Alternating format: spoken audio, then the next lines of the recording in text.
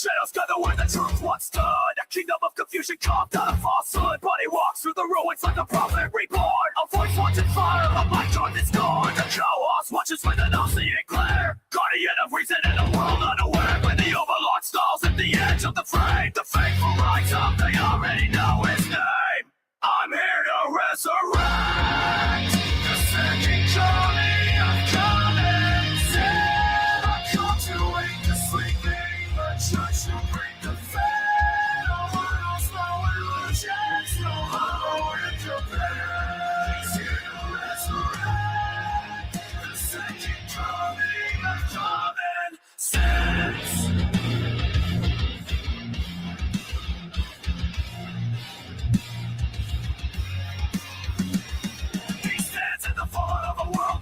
Thinking truth from the wreckage, lazy thought from the dead. Every word is a weapon, shot men declare. Exposing every shadow we pretend not to fear. And the overlord marches with the suffering command. A beast of judgment, the Lord will give his dead. On his growl, rings through the silence of the night. The loyal understand, Trigger keeps the balance right. I'm here to resurrect the second coming of common sense. I'm making the chaos of found to strong against the darkness, rising defend. He's here to resurrect the second coming of common sense. Now you're head to the beast that controls the dust. It's in yellow reason with the ball crushing block. If his ball runs empty, the shadows will consume. The world cracks open. Showering down.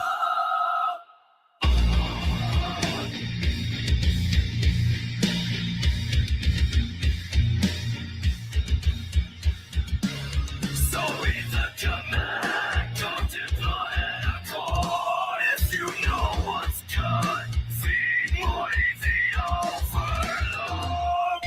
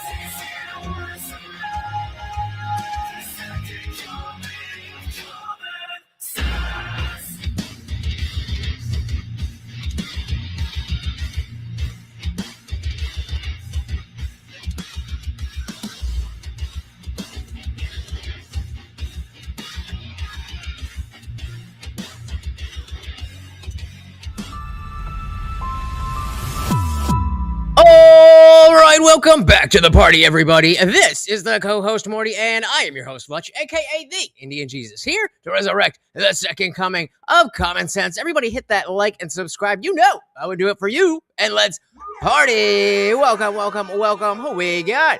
We got Dick Johnson. I am alive. I am back. My voice is working. Welcome, welcome, welcome. We got Jennifer saying chop, chop, 30 minutes early. I'm here on time. I'm always on time. We got HR Death Poet. Welcome, welcome, welcome to the party. And a big shout out to Full Metal Chad. What is going on, guys? How are you doing? HR said this has to be better than watching that guy dismember his mom. And I did not hear about that. I did not hear about that. So, yes, we are definitely going to be getting into something that is maybe not as much fun, but definitely not weird like that, and quite interesting. Hold on, I forgot to adjust the sound here, but we gonna get into it. We also got Seth. Welcome, welcome, welcome. Said despite being a literal arm of fire, a flamethrower is not legally considered a firearm. Is that true? Because I thought that was why the first time when Elon went on to Rogan and they were playing with that thing, he kept saying, it's not a flamethrower. It's not a flamethrower. I thought that was I thought that was his way of getting around that, but I don't know. They were in Texas. Whatever. Fire. And of course we got Joe fucking Cool. Welcome, welcome, welcome. So I actually just saw this a clip of this on TikTok and immediately knew that, oh, I got to talk to you guys about this. And so directly relevant to the idea that specifically with Minneapolis, specifically with the Renee Good situation, the Alex Preddy situation, there was a lot of talk about what the law enforcement should be doing, shouldn't be doing, whether they're trained well, all this kind of stuff. And it just so happened this clip popped up about two people talking about different styles of training for for different law enforcement agencies. And I only saw a clip, but it is good. Shout out to King Nirvana. Welcome, welcome, welcome, guys. Let's dive right in. As always, if you cannot hear the video, please do let me know. Okay, got the red smoke. Gun run, north to south, west of the smoke, west of the smoke. Okay, copy, west of the smoke. I'm looking at danger close now. Oh, what the heck? You're cleared hot. Copy, cleared hot. Why do they call you the knife girl? The knife because girl. I started selling switchblades. So, we got a new thing. StreamYard added a new thing, so we can do polls within StreamYard. Do you know the knife girl? Police conferences. So I was doing because I started selling switchblades at police conferences. So I was doing. I don't feel like that's legal for a lot of people to carry. It is in Arizona where you can carry just about anything. Not on the western border of that, where you go into California. That's a way different story. So like police have different policies and bylaws because, what's considered a seatbelt cutter. Right. So like there's a workaround. You guys should all have seatbelt cutters in your cars.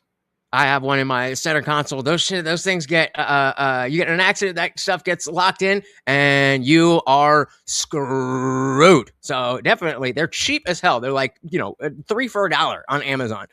Just those little things, and it's got a blade, and definitely go do that. So again, guys, we got the poll up here. I don't know, what does it look like on vertical? Okay, so vertical, it is down here, and landscape, you can see it right here. Put a 1 in the 1 or 2 in the chat. This is our first StreamYard poll, so I just want to see how it works. It's considered a seatbelt cutter. Right. So like there's a workaround with that. So we would go, I would sell knives in every single state. Actually, one time in New York, I got same thing. Window breaker. Exactly. There you go. You guys know what's good. And they confiscated all of my knives, and they're like, you either give these to us or you go to jail. I was like, bye. Have them. What do you think TSA does with the tremendous amount of things? Come on, guys. I just want to see if it works. I don't really care what you think of the question. Just give me a 1 or give me a 2 so we can see how that works. They confiscate. Keep that shit. I don't think by doctrine they're allowed to, but I feel like there's a really interesting box full of stuff they walk by on their way home every day. We were just talking about at police departments, like when they confiscate bikes, they have like 90 days. Like bicycles? Yeah. Wait, who? Sounds like she took a page from Elon's book and played with words until it matched what she wanted. That's the smart way to make money. Is that on the firearm thing, or which one are we talking about? Either way, welcome. You guys are making me look kind of stupid. Nobody's gonna, what? Screw you guys. I'll do it myself. If you want something done right, you gotta do it your goddamn self. See? That's simple. Bikes. They have like 90 days. Like bicycles? Yeah. Like just like whatever people get taken from police officers, there's like a 90-day holding period. And then Oh, maybe where does it go?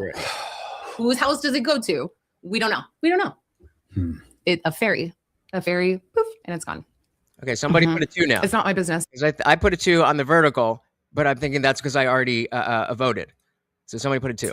It's not my business either. I could be, that's a slippery slope. I could see, part of me has no issue with that, and part of me is like, that might be a bad precedent. 100%. I'm with you. There's a fine line. But at the same time, like, is it just going to be sitting there not being used? Because then how is that resourceful? How is that respecting the purpose of that thing? I want them to donate them all to children. I like that. So look on the screen, HR Death Poet. So you're so right here. You can't see. Do you know the knife girl? Type 1 or 2 in chat. And so King, you did the same thing I did because you already voted 1. I think it doesn't work for. I think you can't vote again. Hey, we got Grumpy. Welcome to the party. You did not. I messed up the poll. And there we go. Thank you, Gremlin. That was delayed. There we go. So I'll get back to that in a second. But yeah, I messed up the poll because I was asking about if you guys knew the song Lemon Pound Cake before all this Afro Man stuff, because I didn't. And the Streisand effect is in full effect.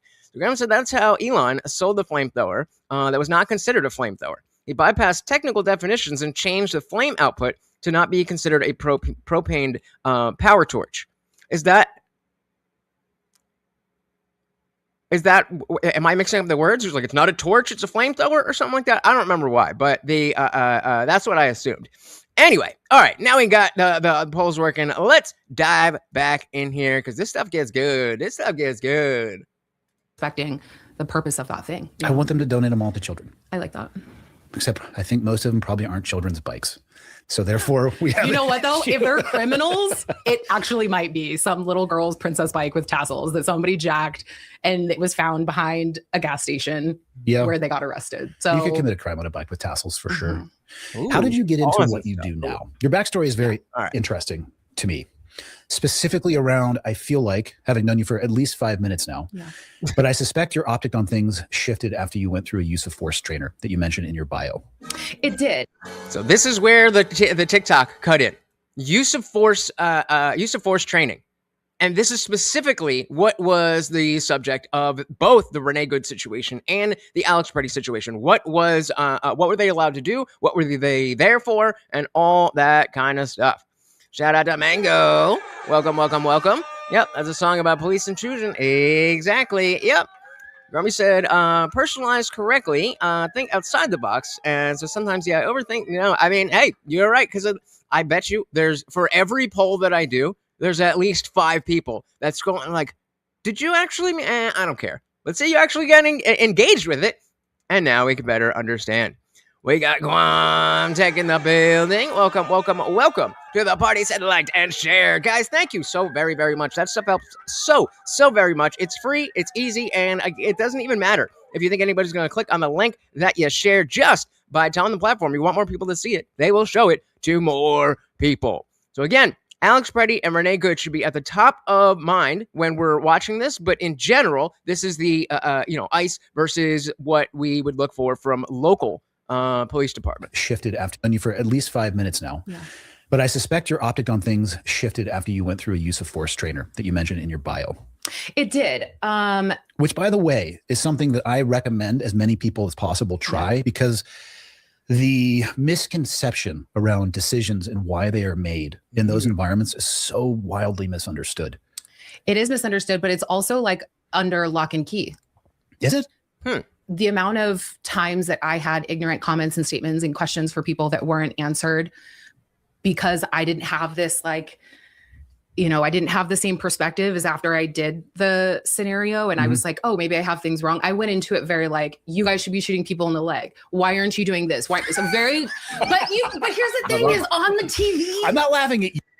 This is what we hear from liberals all the time. Oh, why don't you shoot out the tires? I mean, sometimes that's actually a lot more reasonable. But why don't you just shoot him in the leg? Why don't you just shoot the gun out of his hand? Stupid. That's not how this works.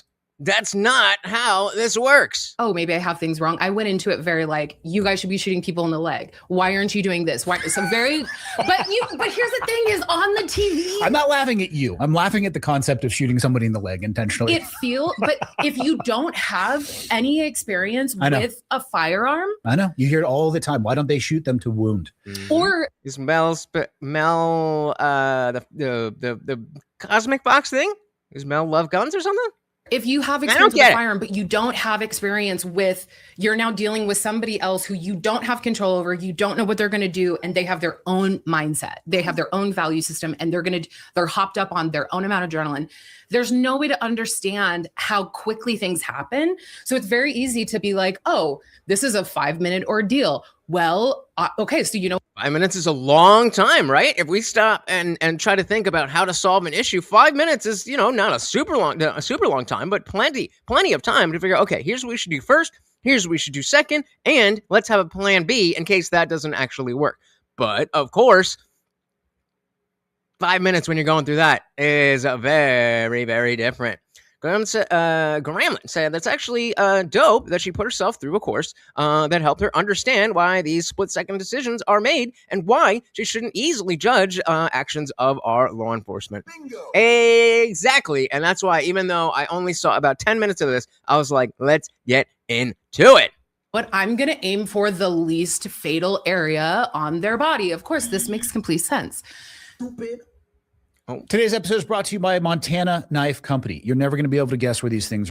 Back to the show.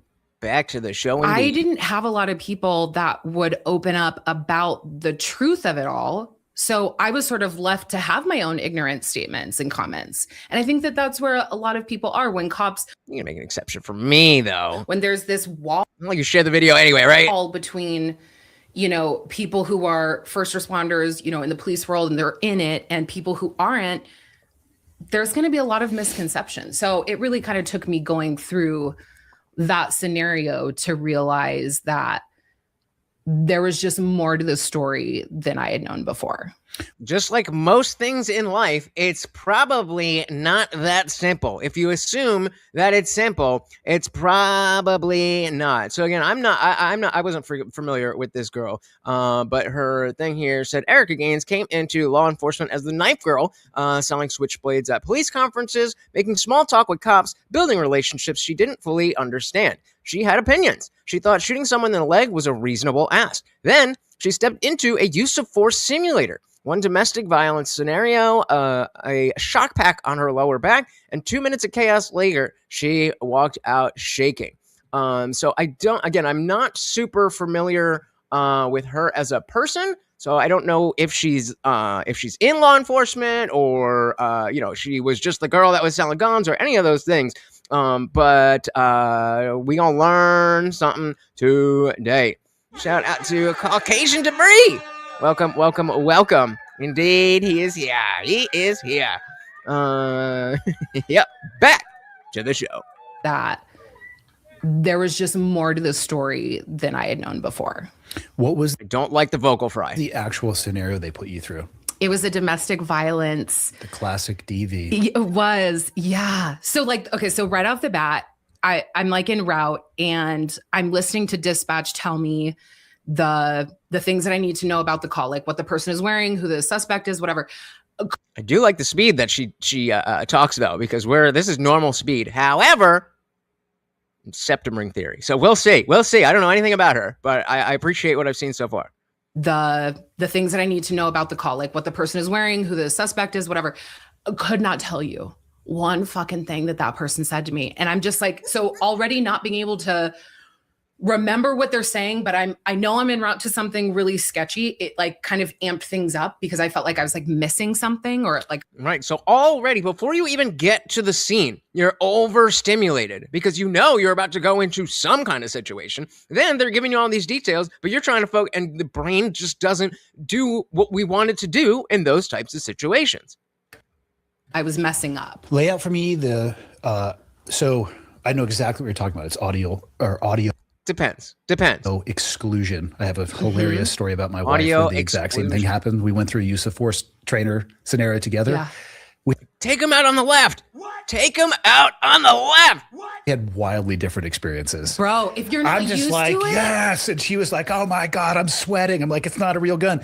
But I want to know, did they have you sitting in a chair, listening to that, looking at a screen? Like, what was the setup for the actual use of force trainer? I'm standing, I have a weapon like at my side, everything is holstered. And so again, guys, I'm going to keep saying it. I want you guys to keep in mind, this is what our officers at different levels are being taught. So this is, someone who's approaching a DV situation, which is going to be different than an illegal immigrant that is known for graping, a bunch of people.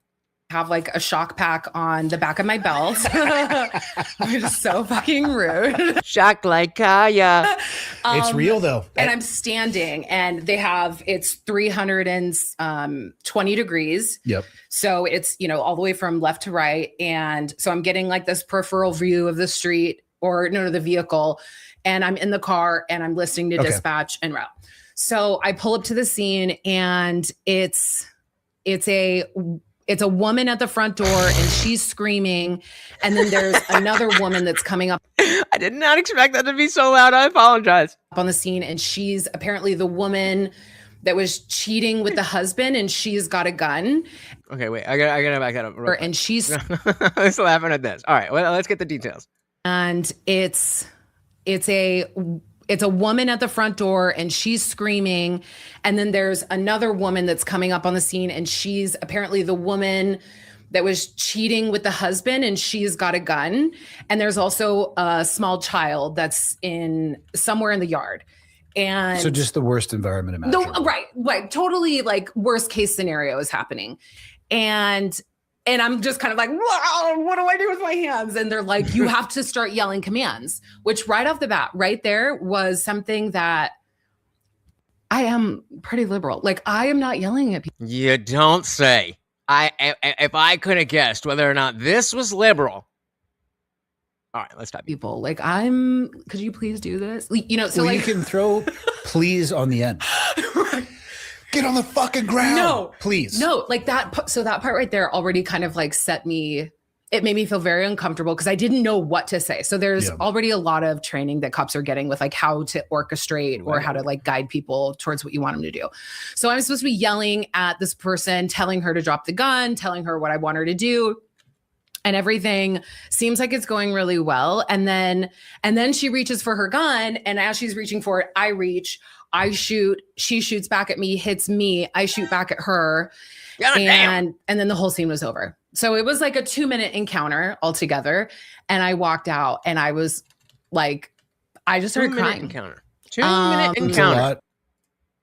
That's 2 minutes. It was so overwhelming. And I'm a pretty tough girl. I would say like I think I'm a pretty tough girl. I wasn't choosing to cry. It was just a reaction. I was like shaking, all the things. And then they were like, cool, now we have to debrief this. I was like, what? Everything you just described too is with you knowing that it's not real. Mm-hmm. You know. Fantastic point.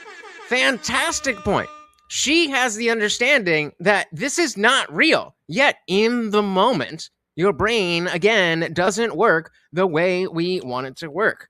So I got a better poll. Let's do, how old do you think this woman is? 25 or younger, 25 to 30, 30 to 40, or over 40 years old? We got Lone Wolf and Cub. Welcome. So she could yell at me and tell me what to do. JK, I can already tell I couldn't deal with her yapping. Oh, come on. Oh, we're being mean already. Okay, Bree said, just goes to show women can't drive. Yep, liberal, and she thinks she's a tough girl. I'm a boss babe, okay? I'm a boss babe. Are you though? Am I wearing the is it though? Is it though? Are you though? Yep. Shout out to Wasteland Games in the building. Welcome. You gotta pick one. You gotta pick 3 or 4. You can't do all of them. I can't try. Very good. There you go. Saying everybody's happy. All right, dive back in. And then they were like, cool, now we have to debrief this. I was like, what? Everything you just described too is with you knowing that it's not real. Mm-hmm. You know that you're in probably an air-conditioned room with a screen. Yeah. It's funny they put. Look, I don't know who Ben Shapiro is, okay? But if I did, then I would definitely not do that on my show right now. All I know is that Israel's the greatest thing ever, and I only care about America. And you should only care about America because they care about Israel. Put the shock pack on. Oh my God. It changed. It's like, it's a little battery shocker, which is not awesome, but nowhere even remotely like getting shot. And it's still changes the way people think about things because of that potential pain response. Immediately my attention is going towards this. Like, what the fuck is that? And I'm okay, I'm realizing on vertical, this blocks me. This blocks my camera. So we are not going to do that too long. Thank you. All donations are appreciated for any little bit of your entertainment. So I'm gonna pull this down again since I don't have to end it permanently. I'm gonna stop it. And did it move? Oh no. So we're gonna hide it, and we'll ask again in a little bit. Immediately my attention is going towards this. Like, what the fuck is that? And so then I'm also still trying to like maintain this attention to, this focus of what's happening in front of me, but I've got this reminder that like something is happening with my body. So it was really, and then afterwards we're doing the debrief and they're like, okay, so like, what did you say? And I was like, I don't know. And they're like, what do you mean you don't know? I was like, I don't fucking know. And they're like, you can't say I don't know. And they're like, we need you to describe exactly how it happened. And it was kind of in that moment that I realized like all these times that I've been asking everybody, like, are you okay? There's the vocal fry again. Every time I have been asking. Realize like all these times that I've been asking everybody, like, are you okay? Like I'm listening to cop stories. I'm hearing all the things while I'm Knife Girl. And in that moment, I'm like, you guys all fucking lied. I just played a fucking video game and I'm having this completely like involuntary physiological response. So like, what the fuck? But then I also realized in that moment, like, holy shit, like what if what people view as racism or bias is actually human limitation? No, you don't say. You don't say that maybe the entire institution of cops have their issues as an institution, but aren't out here just trying to be racist all the time. Just maybe. I guess that's gonna be the law. We gotta put every liberal through use of force training, and then we win every election. As racism or bias is actually human limitation and a trauma response with there's such little control there. And it's like, it's so easy to project onto that moment or to that, video that you see on YouTube, all of the bias that you have, right? Or the really traumatic stories that we've heard. It's really easy to project that onto that scenario without recognizing sometimes there's not even room for that thought to be present. It's all just very, and again, right. So let's rewind and think about Renee Good. A lot of people, so many people were talking about, oh, well, look at this video where the wheels are this way.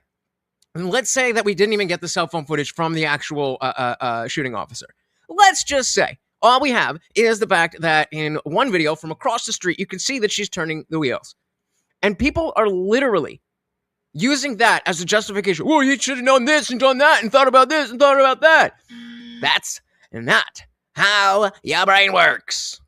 Room for that thought to be present. It's all just very, and again, right, it was a video game. But that was the most overwhelming experience that I had, And to be fair, like it doesn't seem like she is an actual law enforcement officer that she was just around these people and went through that training. But I still think it's important to understand what it is that we are expecting our law enforcement to do. And again, I'm an FTP motherfucker. I do not like police. I do not like humans who have automatic authority over me. But we need law and order. And unfortunately, cops, law enforcement is a necessary piece of that.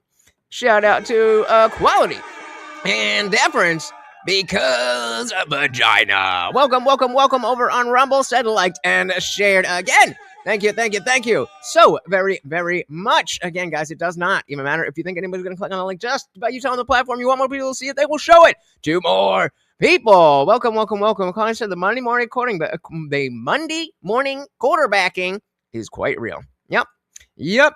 Glumcheck said, with having training being under pressure, I cannot imagine the amount of pressure cops are under to make split-second decisions when the stakes are so high. Libs really have no idea. I mean, we have no idea, but at least we're making room for the fact that we don't have an idea.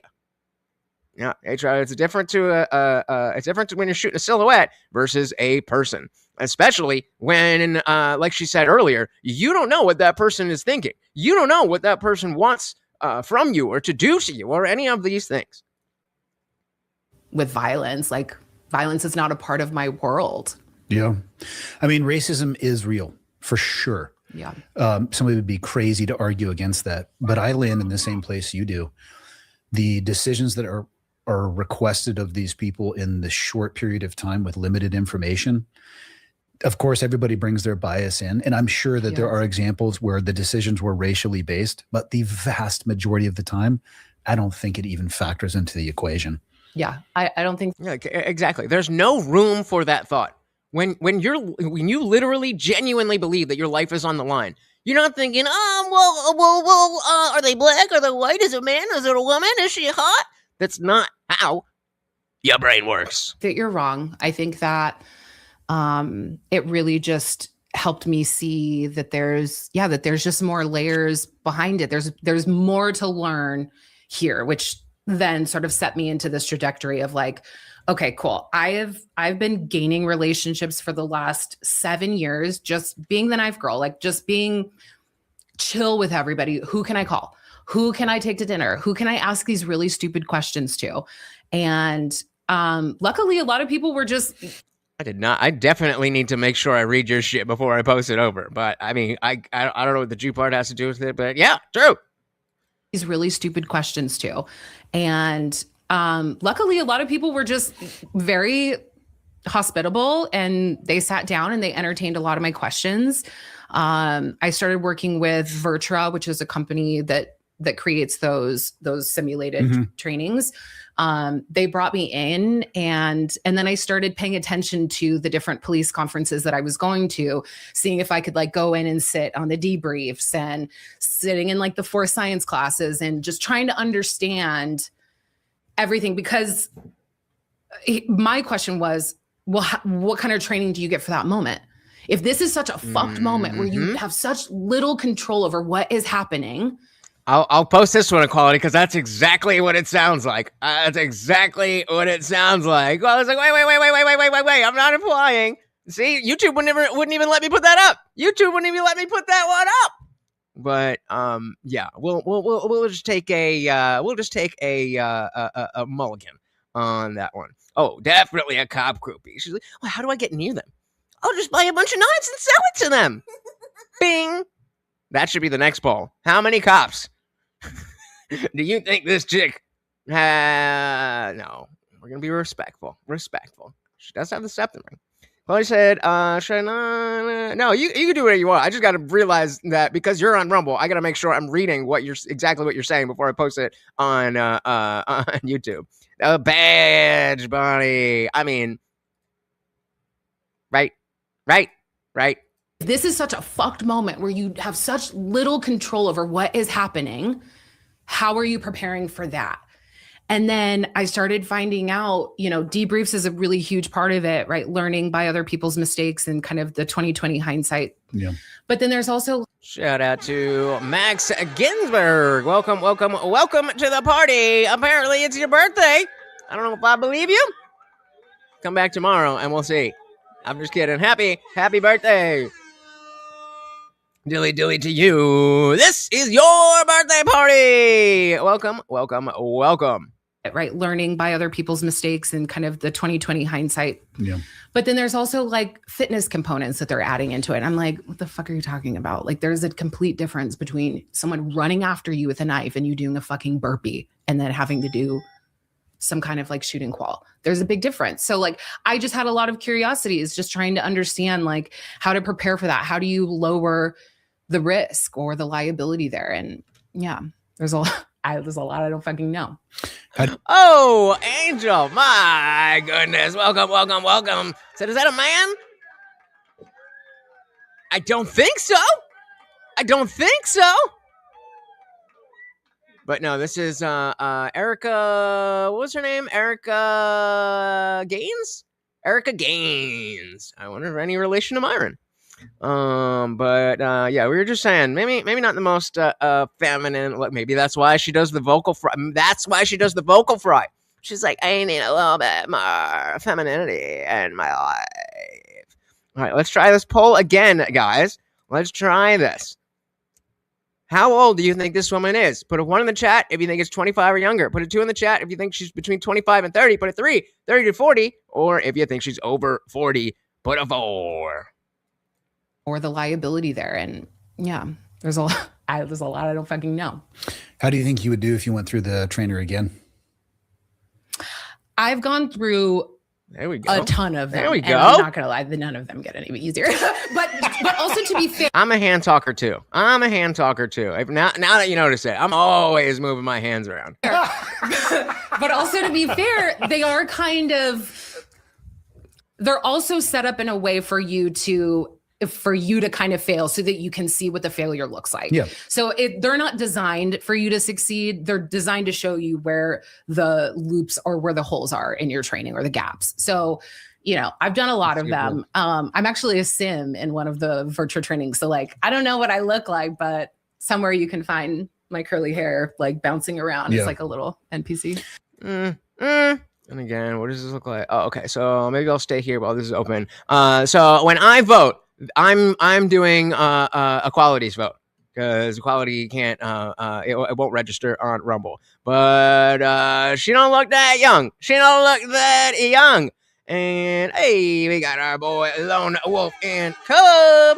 Welcome to the party. Very good to see you. But somewhere you can find my curly hair, like bouncing around. Yeah. It's like a little NPC.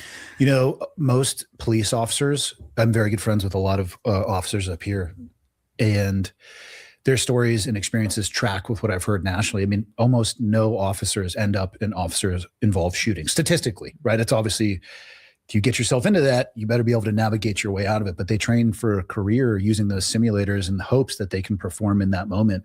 That may never even show up in a career. You're totally right. So it's like less than 25% of officers that are involved in shootings. So it's a really, really small number. But when that's what's making the news, it's kind of like how police have this negative bias, right? They're dealing with a very small percentage of the population of people, but they're fully willing to just blanket this, like all people are liars, all people are bad. Like, you know what I mean? And you're dealing with such a small percentage. So we all do it. That's just the human nature of things. But yeah, it is such a small percentage, which is also part of why I was going like, I have a very outsider perspective. I'm not afraid to ask the dumb questions because I don't have anything to lose. So I'm looking at it and I'm going, okay, so wait a minute. What do you mean you don't have anything to lose? Did I miss something? That's just the bad. So we're talking about the percentages of blanket this, like all people are liars, all people are bad. Like, you know what I mean? And you're dealing with such a small percentage. So we all do it. That's just the human nature of things. But yeah, it is such a small percentage, which is also part of why I was going like, I have a very outsider perspective. I'm not afraid to ask the dumb questions because I don't have anything to lose. So I'm looking at it and I'm going, okay, so wait a minute. So you're training your entire careers for something that is like very low probability of happening to you. But then when it comes to wellness, something that you're more probable to deal with, like suicide is the #1 cop killer in America. And yet the amount of training that happens for that is you guys are savage, really disheartening. So it's like, that doesn't make sense. If you're one of the most hyper-vigilant communities, you're looking for exits, like where. Oh, gotcha. Okay, thank you. I did miss that. Equality saying about the nothing to lose vis-a-vis looking stupid. So I already don't know what's going on. Nobody expects me to know. So I have nothing to lose by asking questions. Make it of the Saints. Thank you. Also said she's got tattoos. Sure is she. I gotta wash my tattooed and employed hoodie. I like that one. Hint, hint, look. Hyper-vigilant communities. You're looking for exits, like where people's hands are. You're always sort of judging environment to see how you can be safe. But then when it comes to mental health, it's like, yeah, we're fine. I'm familiar with this type of community. Mm-hmm. Yeah. All right, so real quick then, I want to see how this does if we stop the poll. If we resume. Okay, cool. So I'll just pop that up every once in a while, and we can do multiple. So I like this feature. And just said, this is the transgender. Oh, yeah, we got that one. Oy, yay, yay. We are not being nice to this lady. But hey, as long as we get the info, right? Yeah. It is a party. We're fine. I'm familiar with this type of community. Mm-hmm. For men too, or just for women? Yeah. Well, and my brothers in arms. Right. And there's so much overlap. Like there's so much overlap of I think that's how we got connected, right? Like, yeah. Somebody reached out to me over Instagram and said, you need to check this lady out. And I said, okay. and I was checking out what you're doing and checked out your backstory. I was like, yes, absolutely. Well, then I guess we've got to check that out. Erica Gaines, the knife girl. I think, all right, let me just double check that I'm not going to dox myself here. Okay,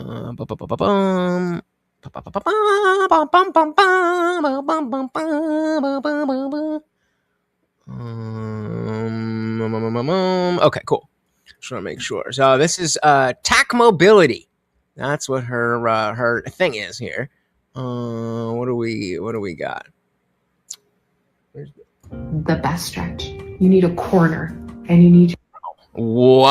This is a very, very different look. This is a very different look. Whatever. Okay, we're here for a different reason. Your arms, preferably if they're really tight, like right in here. Okay, hands go up, and you just lean in towards the corner. Oh my goodness. Oh my goodness. Okay, this is what attracted you to all this? In 2013, I was selling switchblades just like this, and eventually I was assigned to work This music better not get me the police sector, where I became known as the Knife Girl. In 2017, I got a yoga certification, and I was literally doing it everywhere. And then in 2020, everything changed. All right, I'm just gonna read it because I don't trust this music. Everything changed. George Floyd had been killed by a police officer. Absolutely. Took advantage of this avalanche, and everyone claimed it was the police. I hated what was happening, and I had a lot of questions. And eventually, my questions led me to a shooting simulation.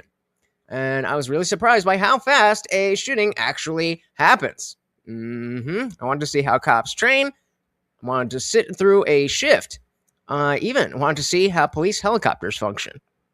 And honestly, I didn't really understand how firearms worked or how they didn't. And now I see why training is so important. But then I put on the gear and I was like, absolutely not. But this is also my wheelhouse. I created blah, blah, blah, blah, blah, blah, blah for to teach police what stress feels like. We bring in cold exposure and show them what flight or fight feels like, and then how to manage it immediately. So that's okay. This is a little bit better than the first one. A little bit better than the first one. Let's give it one more. That was from the same thing. Oh Jesus. Why does I do that? I don't like favorite places to go to, and you eat, you get your favorite dish, and everything's exactly how you expected it to be. Service was fantastic. Everything is all good. Okay. All right. Well, so again, we got basically her intro from the beginning, but I just wanted to see if there's anything else out there.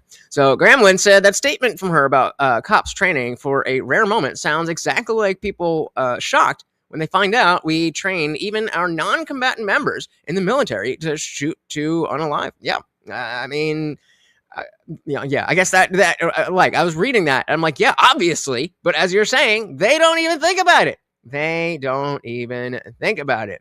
She said, I'd rather tats than a belt of ears, what? Or a vest made from scalps of the enemy. I guess I agree. This is a stretch. That sketch looks like it does nothing to help what she cut. Yeah, I don't know what the fuck that was. I don't know what the fuck that stretch was. And true, very, very true. He was not killed by police officers. He killed himself. Yep, equality. We got the septum ring theory. It seems to be ringing true for the most part, but hey, she's here talking about how she opened her mind. Lowell said this goes even for civilians. Because the way the law is set up, if you don't shoot to kill, then you wasn't in a life-threatening situation. Very interesting. I mean, I don't think I knew that connection. Like, I don't think I would have necessarily put the connection that, oh, you have to shoot to end the threat. Otherwise, when you're in court, then, well, why didn't you keep shooting? That's a brilliant point.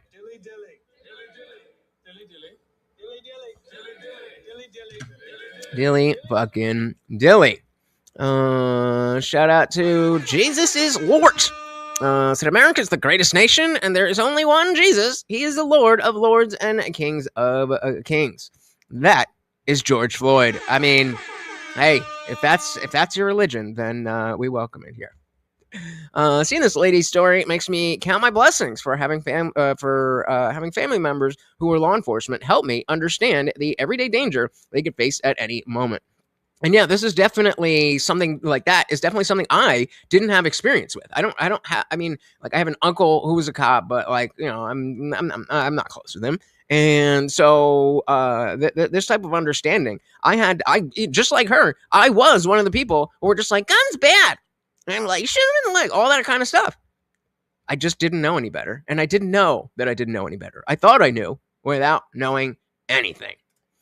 All right, diving back in. Connected, right? Like, yeah. Somebody reached out to me over Instagram and said, you need to check this lady out. And this stretch is amazing. I said, okay. And I was checking out what you're doing and checked out your backstory. I was like, yes, absolutely. We have to sit down and talk. I love him. He's such a sweetheart. And there's so many folks that are cops that were in military. It's like you get out of the military and then it's like, holy shit, like life is quiet. Like, what the fuck do I do? Well, I know what I'm good at. Okay, cool. Ooh, and it looks there's a big gap between being in the military and being a police officer.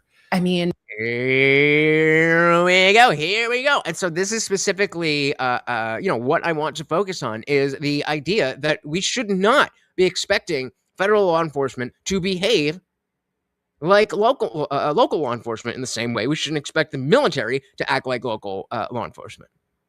Ooh, and it looks there's a big gap between being in the military and being a police officer.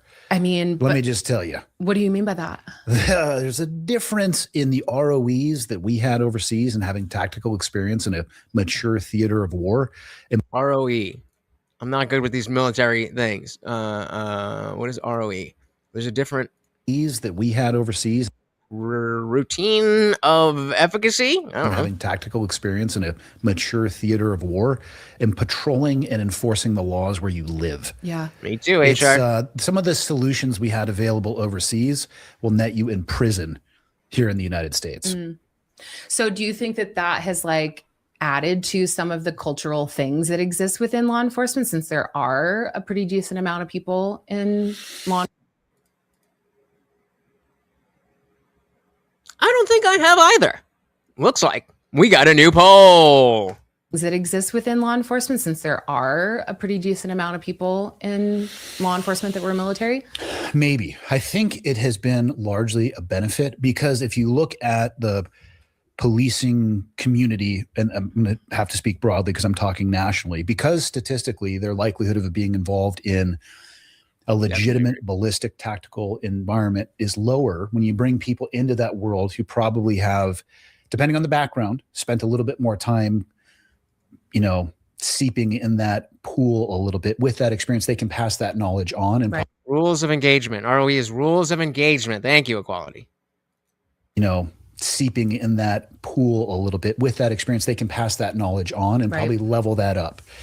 I know equipment has evolved, and there's an argument for and against this. A lot of people don't like how militarized modern police officers look, depending on the role, specifically SWAT and things like that. And it's like, all this stuff, they're tools to be able to do a job. So, and I don't get super dogmatic about how the people look. I care about how they're able to do their job. And you're totally desensitized to that world. Like to me, I'm like, oh, bitches. It's like a carpenter's hammer. It's a carpenter's hammer. 100%. When you're not used to that, though, and I think that's kind of where I was coming from, is like all of this stuff is so foreign that it is scary. Yeah, it's scary. That's how I look at astronauts. I'm like, what are you doing? Why are you wearing that? Your suit doesn't look comfortable. You should check with me on how it. You should check with me. Why don't you have a zipper for your iPhone? Duh. I mean, no, I totally get it. And do you get service out there?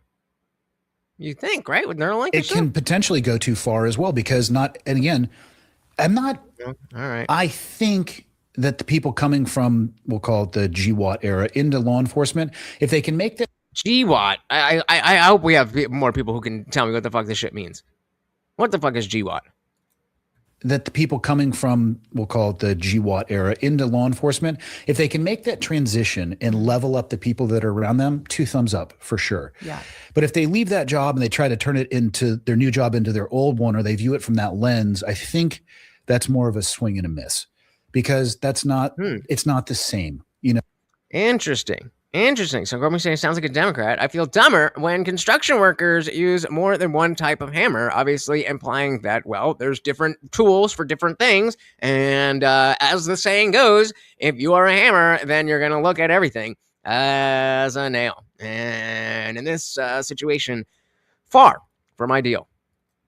That's more of a swing and a miss, because that's not, it's not the same. You know, policing, I was not an expert on law. It wasn't my job to enforce the law. We were very targeted in what we did. We went looking after people, and largely the decisions were made based off hostile act, hostile intent. Okay, so let's get, because I couldn't find this guy's name. Let's do a little, it is called, what the hell? It's called the Cleared Hot Podcast. Cleared Hot Podcast. Andy Stump. Okay, I've heard that name before. Could we get like a little wiki or something? What do we got here? About Andy. Born and raised in North Carolina. From the age of 11, he knew he wanted to become a SEAL, and it became the single driving force of his life. He enlisted in the Navy while still a junior in high school, entering military service in 96. After completing boot camp, he began the most grueling training program in the U.S. military. Basic underwater demolition SEAL, known as, I'm going to call it BUDS. Nearly 90% of all candidates are unsuccessful completing the 6-month program. And he graduated and began his SEAL career attached to the SEAL Team 5. Couldn't make 6, huh? Couldn't make 6. I'm just kidding. I don't even know if that's better or worse. And 2, SEAL Team 5 in California. So, yep, very likely a liberal, even if he's a SEAL. In 2002, he screened for and joined the most elite counterterrorism unit in the military, SEAL Team 6. Okay, so I was right. That was a good joke. This unit is tasked with conducting the nation's most critical missions, many of which have become the focus of Hollywood movies and books. While on a combat deployment, an Iraqi insurgent shot at close range with an AK-47. Doctors told him it would be years, if ever, before he recovered the use of his leg and returned to full active duty. How long is this? Okay. In 2006, he returned with that place doing this stuff for more BUDS training, 2-year instructor tour, in charge of 13 senior SEAL instructors and 600 students. In 2008, 08, don't hate. That's when I graduated. We always going to get a dilly for 08. Oh, I'm so glad equality is here. GWAT equals Global War on Terrorism. Thank you. All right. 08, don't hate. He became the first E6 selection commission through the Limited Duty Officer Program in the history of naval special warfare. He joined SEAL Team 3. Throughout a 17-year. So, I mean, okay, well, let's go through this. Throughout a 17-year, executed hundreds of combat operations throughout the world in support of the global war on terror. I bet you, I wish you would say that like 10 seconds later, because I'm almost positive that if I had read that, I'd be like, oh, GWAT. But whatever. Medically retired in 2013. He got 5 Bronze Star medals, 4 with Valor, the Purple Heart, the Joint Service Commendation Medal, the Navy and Marine Corps Commendation Medal with Valor, 3 Navy and Marine Corps Achievement Medals, 2 Combat Action Ribbons, and the Presidential Unit Citation. So I think fair to say, homie's been through it. And that's going to be a little bit more respect in my book than whether or not you are left or right. Grumpy said, we can learn from human history. Humans do better in a box. Humans need a strict look at reality. This is proven by statistic numbers. Yep. I didn't write Indish, did I? That says Indian. Yeah, no, totally agreed. Totally agreed. Don't forget about punctuation, guys. That will help me out. Most nations here are employed by the reservation. Oh yeah, well, that makes a lot of sense. In Canada, you probably see them all over the place, all over the place. Put a 1 in the chat if you have. Put a 2 if you have not, or we will never do polls again. We went looking after people, and largely the decisions were made based off hostile act, hostile intent. If it met one of those 2 criteria, I could take an action that could end somebody's life. That does not work in the civilian world. Right. And I think if that can be managed, and then again, you can take some of the specialized tactical stuff and work with SWAT teams and look at, even if it's things like breaching or diversions or weapon platforms or utilization of canines, which actually saves a lot of lives. People, how dare I ask for engagement? As the most fucking streamers will just ignore you unless you pay them. Cool. Or diversions or weapon platforms or utilization of canines, which actually saves a lot of lives. People are terrified of dogs, as they should be, but that has saved so many people's lives overseas and so many officers' lives. It can be positive, but there are examples where it goes a little bit too far as well. Yeah, but can't you say that about anything? I guess what I was thinking more of is not so much the tactics of things, but the mentality toward wellness. Because we were talking about that whole, like, I'm fine, no big deal. Yeah. So I just think about they might bring that with them into their new job. That's what I'm saying. Like military conditioning of like, suck it up. Like, you have a fucking embrace the suck. Embrace job to do. The suck. Plus, however many TBIs might be involved with your work. Traumatic brain injuries. All right, I know that one. Yeah. And then you come into law enforcement, which is already, at times paramilitary, whatever. How is that contributing to it? You know what I mean? So I also think, to that point, when we look at PTSD numbers, is we have to factor that into the equation, is that we also are looking at individuals who have prior military experience, and they're bringing that along with them. It's not just your average Joe that got a job. Or Jane. I think in my personal opinion, law enforcement has a more difficult job than what I used to do for a variety of reasons. Maybe less tactically dangerous at times, but one of the big things that I think helps military members maybe work through or separate themselves from traumatic incidents is they occur thousands of miles from where they live. Mm-hmm. And you'll have transition. Like, by the time I did my last deployment, they had initiated something called TLD, which was third location decompression. So you would go from an active war zone to generally Europe. And I think the goal was to get as drunk as possible for 72 hours straight. Super effective. I love that. It was prescribed by a doctor. It's totally fine. No, depression is not following that at all. It was wild times. That didn't exist in the beginning. And I think they were headed in the right direction. Of course, it could be improved. And then they would have family retreats afterwards. I think I actually went to one, I think it was at Disneyland, whichever one's in LA, and they bring the families up, and they do a lot of combined sessions with the service members, and then with family and with the spouses and with kids too, and reintegration type stuff. So they're moving in that right direction, but you're still thousands of miles from those traumatic events. I talked to my buddies here. They're like, yeah, that intersection right there was fatal. I had to scrape a kid off the road. There was a crime. It's everywhere that they go. Damn. They have reminders. Every once in a while, my mind. I would never put that together. Because we always assume that the higher level of law enforcement or military, the worse it's going to get. That seems to be, just a very simplistic way to be like, well, I can assume that if you're just a beat cop, then you probably haven't seen it. But if you've been to Iraq and Afghanistan, then you've probably seen some shit, which is by and large probably a not the incorrect way to think. But then when it comes to, let's say you see something that is level 10 bad. But you're like you said, thousands of miles away from it. Versus you see a bunch of 4 every day right around where you're walking and you're driving around all that time. That's going to have an impact. I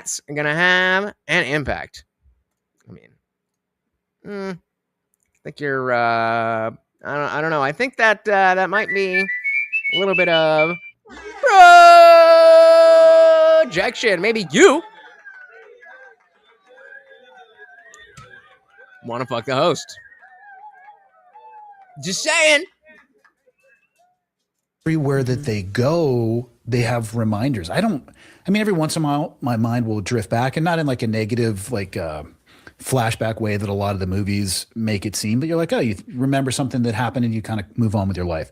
That's not triggered by literally driving by where I might have seen a teen fatal car wreck. And that stuff, to me, where you are working in and around where you live, so that when you're off duty, you're still right where you are when you were on duty. That to me is substantially harder mentally, I think. I agree. So maybe you haven't seen someone blown, your best buddy that you've been all the way since basic training. Maybe you didn't see him get blown up, but you saw some random kid get his brain split open from a car accident. And okay, you don't know, but it's still another human being that lives in your town.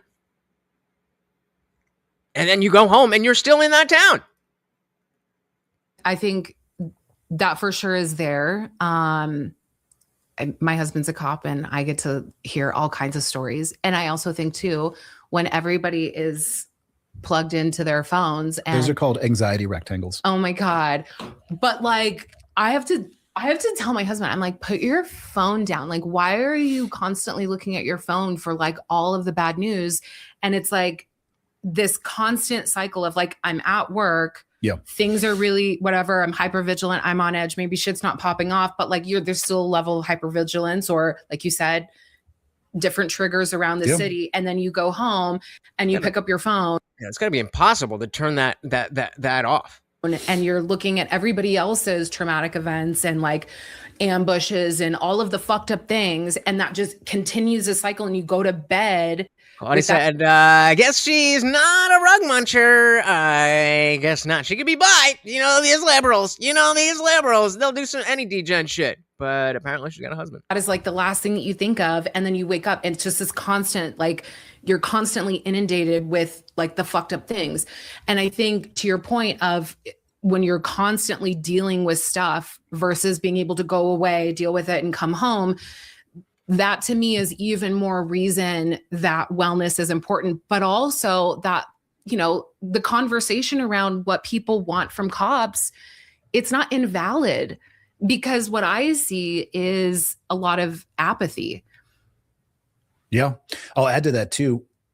They called it. The biggest piece of advice I have for my friends who are in law enforcement is to develop a social circle that has absolutely nothing to do with law enforcement. Facts. Bro. I'm not saying. Spay Queen, yes. I think it's just important if you are, of course, there's different levels to all of this, but if you are, dealing with something that you work with, and there is, something that you can turn that, again, being able to turn your brain off in that way and show your nervous system that like, okay, we don't need to be in that mode. Like for me, the craziest thing I do is, read the news like the rest of you. But I mean, living in this world, it can get a little bit crazy. And so that's why I'm very into the movies and TV shows that I watch, because that's how I turn off that side of my brain where I'm thinking about how, the world is ending. Oh my God. And I think everybody,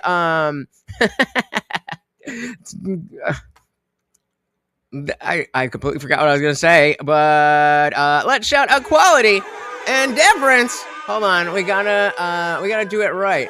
And cut your friends out. I'm saying, and I tell them, hold on. We got to do it right because Quality said, first, of course, we got to give Morty his treat. Every donation comes with a treat for the Overlord, making me reach hard. Thank you so very, very much for the Rumble rant. Said, hey, Lutch, why you be wearing a hoodie? I don't know. Why would one wear a hoodie? Don't I usually wear a hoodie? No, I usually do wear a t-shirt, right? Interesting question. I like that question. Anyway, moving on. Shout out to the sponsor of the stream. They have no idea. Do with law enforcement. Facts. Bro. I'm not saying cut your friends out. I'm saying, and I tell them, force yourself to spend time with people that you don't work with, because otherwise all you do in your off time is talk with your buddies about what happens on your on time, and you are in this self-licking ice cream cone that spirals nowhere. 100%. So when you guys were like, hey, anybody want to hang out in the voice channel and talk about this, that, and that? You know, I mean, yes, I love you guys, but sometimes I just need to shut my brain off. Oh my goodness, we got Jennifer with a $5 make you holla. I said cold weather in New Jersey, perchance. It's actually rather warm today. And of course, a treat for the Overlord. Thank you so very, very much. And of course, that makes you the new sponsor of the stream. Very, very, very much appreciated.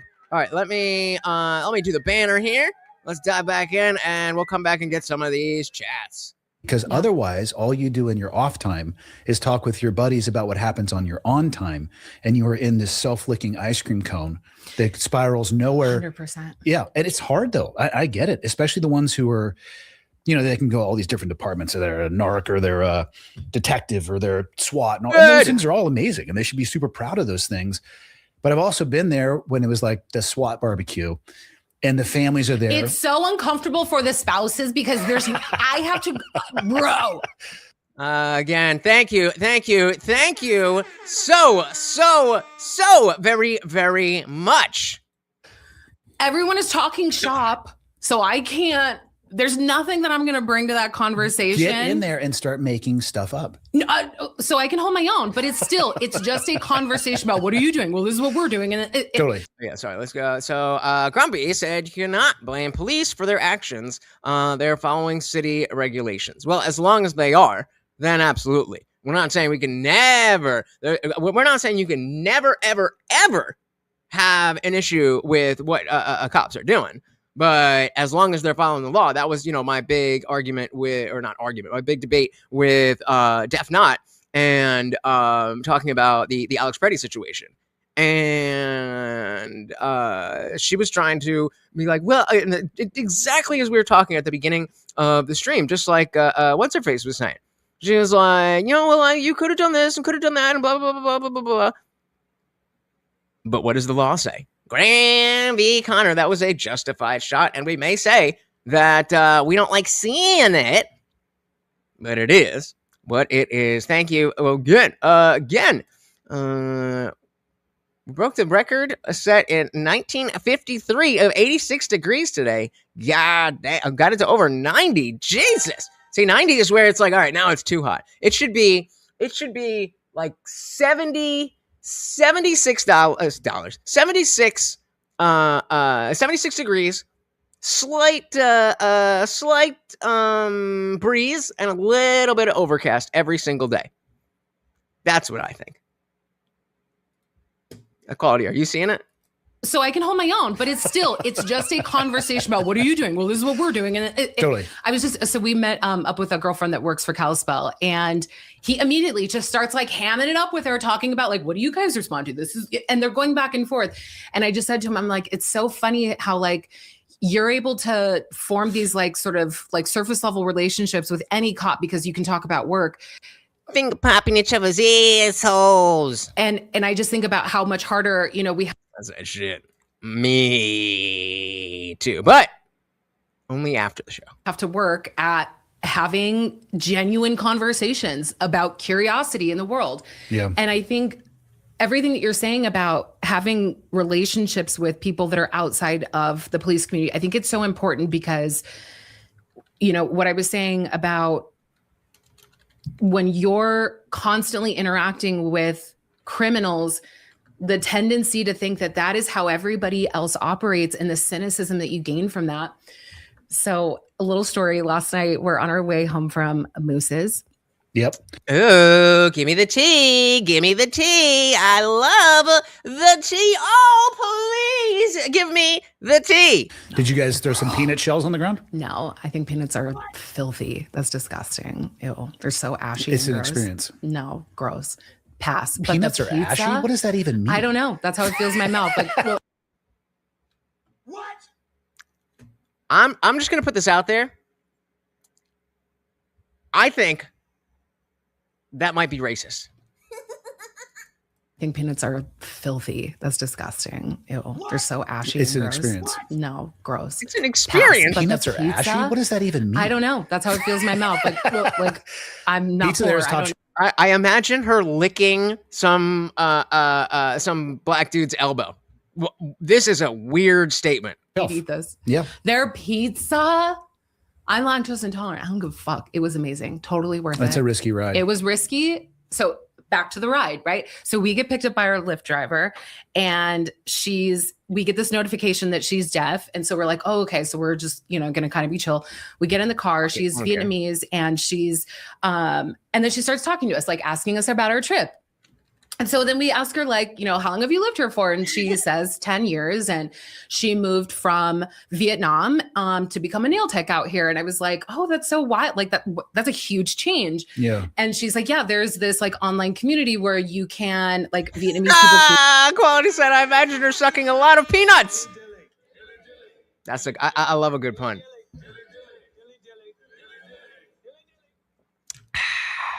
Yep. Yeah.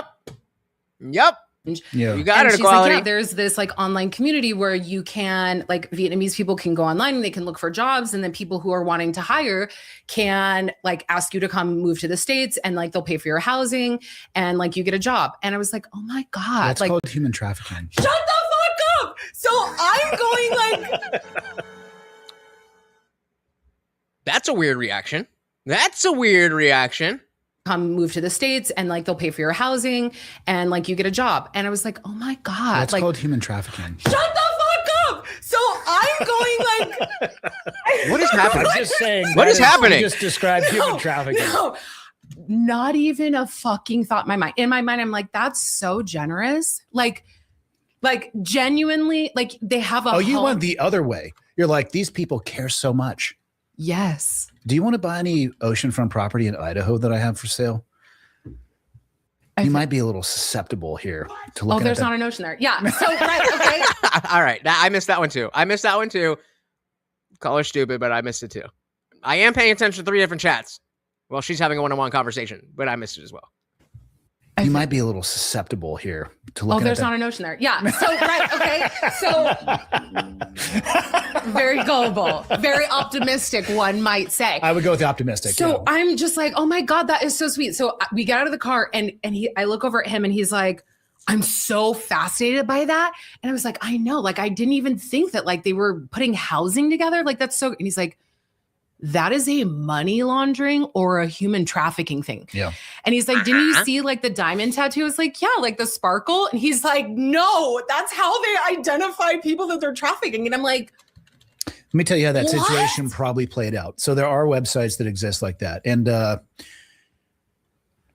can I say without getting in trouble? mind blowing to me. All right. HR said you can't gauge another person's reaction to unusual circumstances by your metrics. And this is why when we look at, for example, Erica Kirk, then we definitely think about how for a while we were saying, okay, that makes sense that she's, acting a little weird because she is a grieving widow and all that stuff. But as time goes on and she is doing this, that doesn't make sense and that doesn't make sense. And it's just like, wait a minute. Is there something else going on here?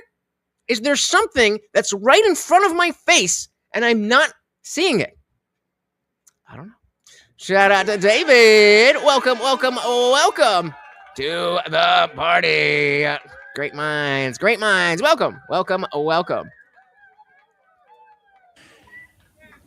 What can I say without getting in trouble? Mind blowing to me. Here's what I can tell you with certainty. In the Kalispell Valley, where you wouldn't think that exists, there is 100% human trafficking happening specifically in that career field. And what ends up happening is, you get a job and then they take your travel documents. That's what he said. I was like, why wouldn't they just treat them well and then loyalty will keep them there? Oh my God. Liberal women are the most naive people. What? Just be nice and you can traffic them? What? Because that's not what they're there for. That's what he said. He's like, they're there to make money. I'm like, so they're going to take your travel documents. They're going to stuff you in a garage or a house with about 30 people. They're going to drive. They're going to drive you to work. They're going to bank. They're going to force you to bank through them, not through a banking system. So they have control over your movement and your money and your travel documents. And so again, just to put this back into context of what the larger conversation, if you're going after that type of operation, you're going to have different types of training than if you're, if you're a local PD, if you're in the military, if you're in ICE. These are all going to be different things that you need to train specifically for. And with that specific training, if you're training for this, then you're not going to be training for that because you only have so much time in the day. That is happening right here in Kalispell. No Straight idea. legit human trafficking. Most people think human trafficking is sexual in nature. I've done enough. There's a foundation here called Deliver Fund. There's an anti-human trafficking organization. It's based up in Whitefish. And I've done enough of it now. I naively thought it was all sexual in nature, of which there is a large portion of that. There is so much more to it than that. Where I came from in Santa Cruz, people acting as the go-between between the manual labor people working in the fields and stuffing them all into a house and controlling their paycheck and how they get them there. Hotel staff sometimes is something that falls into that. That's so fucked up. What is Kalispell Valley? Is that what they were just talking about? The nail tech thing is absolutely. Had no idea. Yeah. Right. So it's Crystal having jail. relationships You want the crystal jail? with people who are not in that world to remind you that there is this other side of life.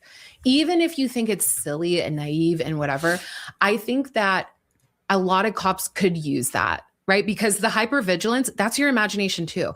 I'm just choosing to use my imagination in a way that, call it ignorant or not, is not it's not making me stay up at night or look at people sideways and whatever. So I do think that it's important for cops to like intentionally look for friendships and community outside of that. Everyone having the same mentality. They have to have it. Some of the most cynical people I know are police officers, and I can't blame them for it because I'll talk to them like, "Hey, how long have you done your job?" 20 years. And up here they call them repeat customers. I don't know what you guys call them down in Arizona, but they're like the radio call came on. And it's like, I know it's Bob again, and I know what the issue is. Come on, Bob. Come on, Bob. And I describe it more along the lines of like a traditional people making tea. They open a bag of tea and they put it in the water. The longer it sits in the water, the darker the tea actually gets. And at some point, it's just too much. And that's kind of the world. I mean, I am not aware of people who are calling 911 to report that a birthday party is going really well. Like, I'm having the best day of my life. Can you send an officer over for a high five, right? That would probably. I asked my husband, I was like, can I like say that there's an emergency and like have sandwiches ready? And he's like, girl, no. Do you have any? I feel like the officers would be stoked. I do drop the link sometimes, grown people. This is not really an open panel show. So I very much appreciate everybody in the chat. But for this one, I'm going to go. So, I mean, unless we get to the end and we have something to talk about, but yeah, it's not, a super, well, I mean, it's sometimes a kind, but it's not a regular thing.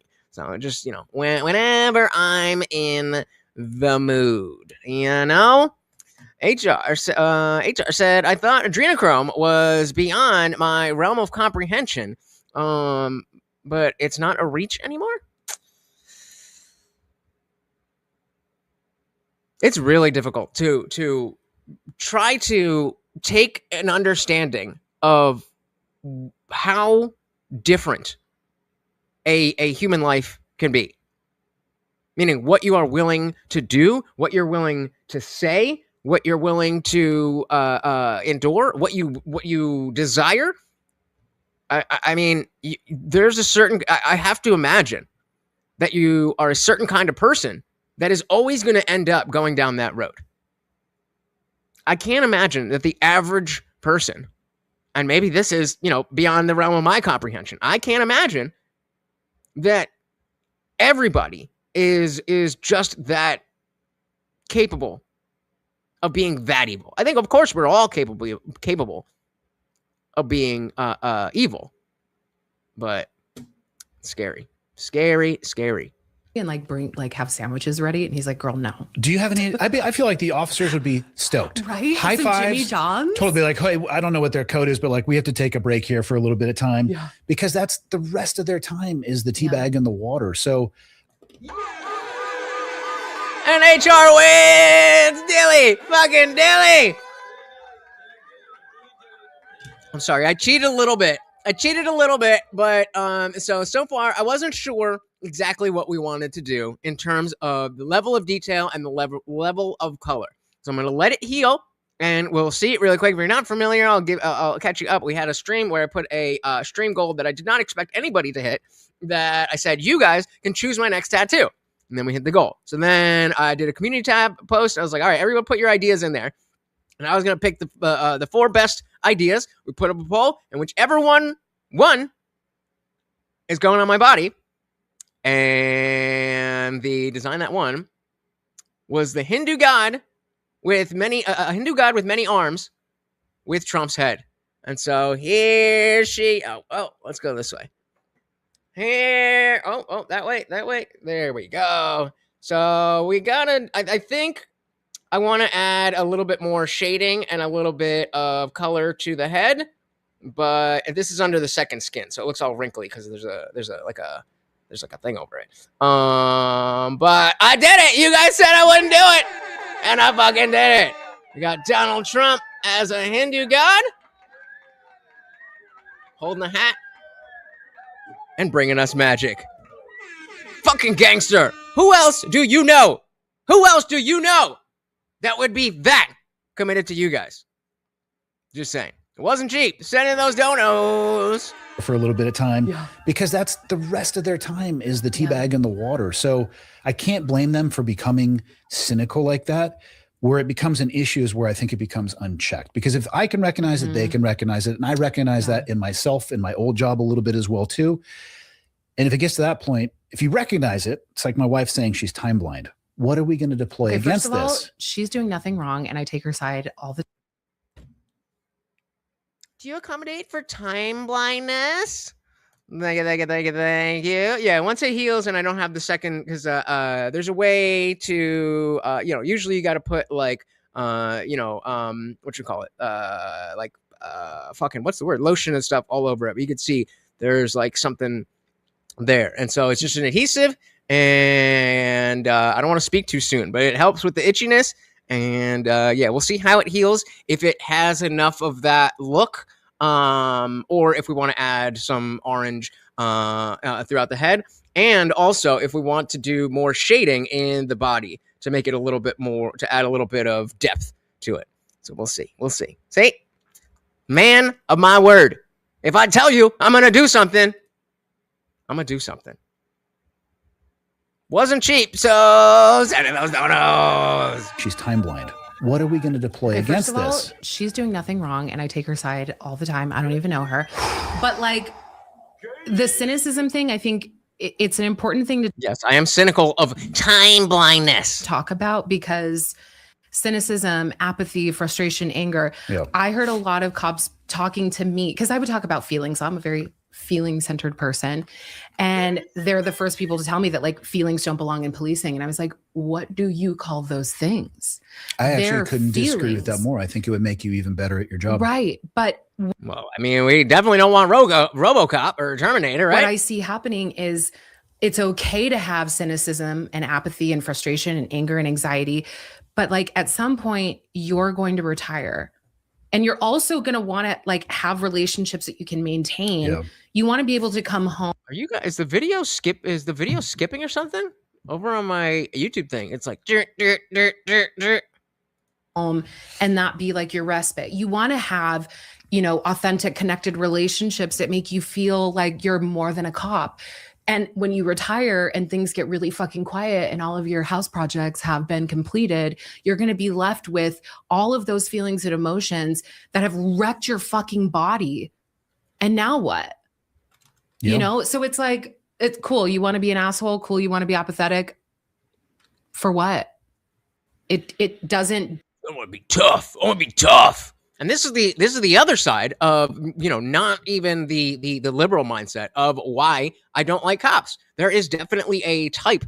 Well, there's multiple types, but there is a type of people who go into law enforcement because of the power, because of the fact that they know they're going to, they were bullied in high school or whatever. And, this is their opportunity to get back at the cool kids and all that kind of shit.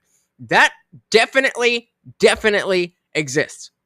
And whether it's apathy towards other people or apathy towards the law or whatever it is, not a good thing. That being said, we don't want you to have no emotions. Warnings. Warnings come from emotions. Cool, you want to be apathetic? For what?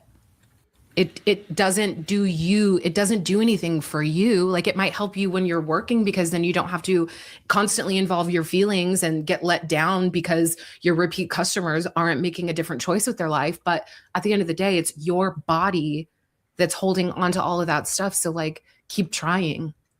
The people I knew in my old job that were the best had the highest EQ.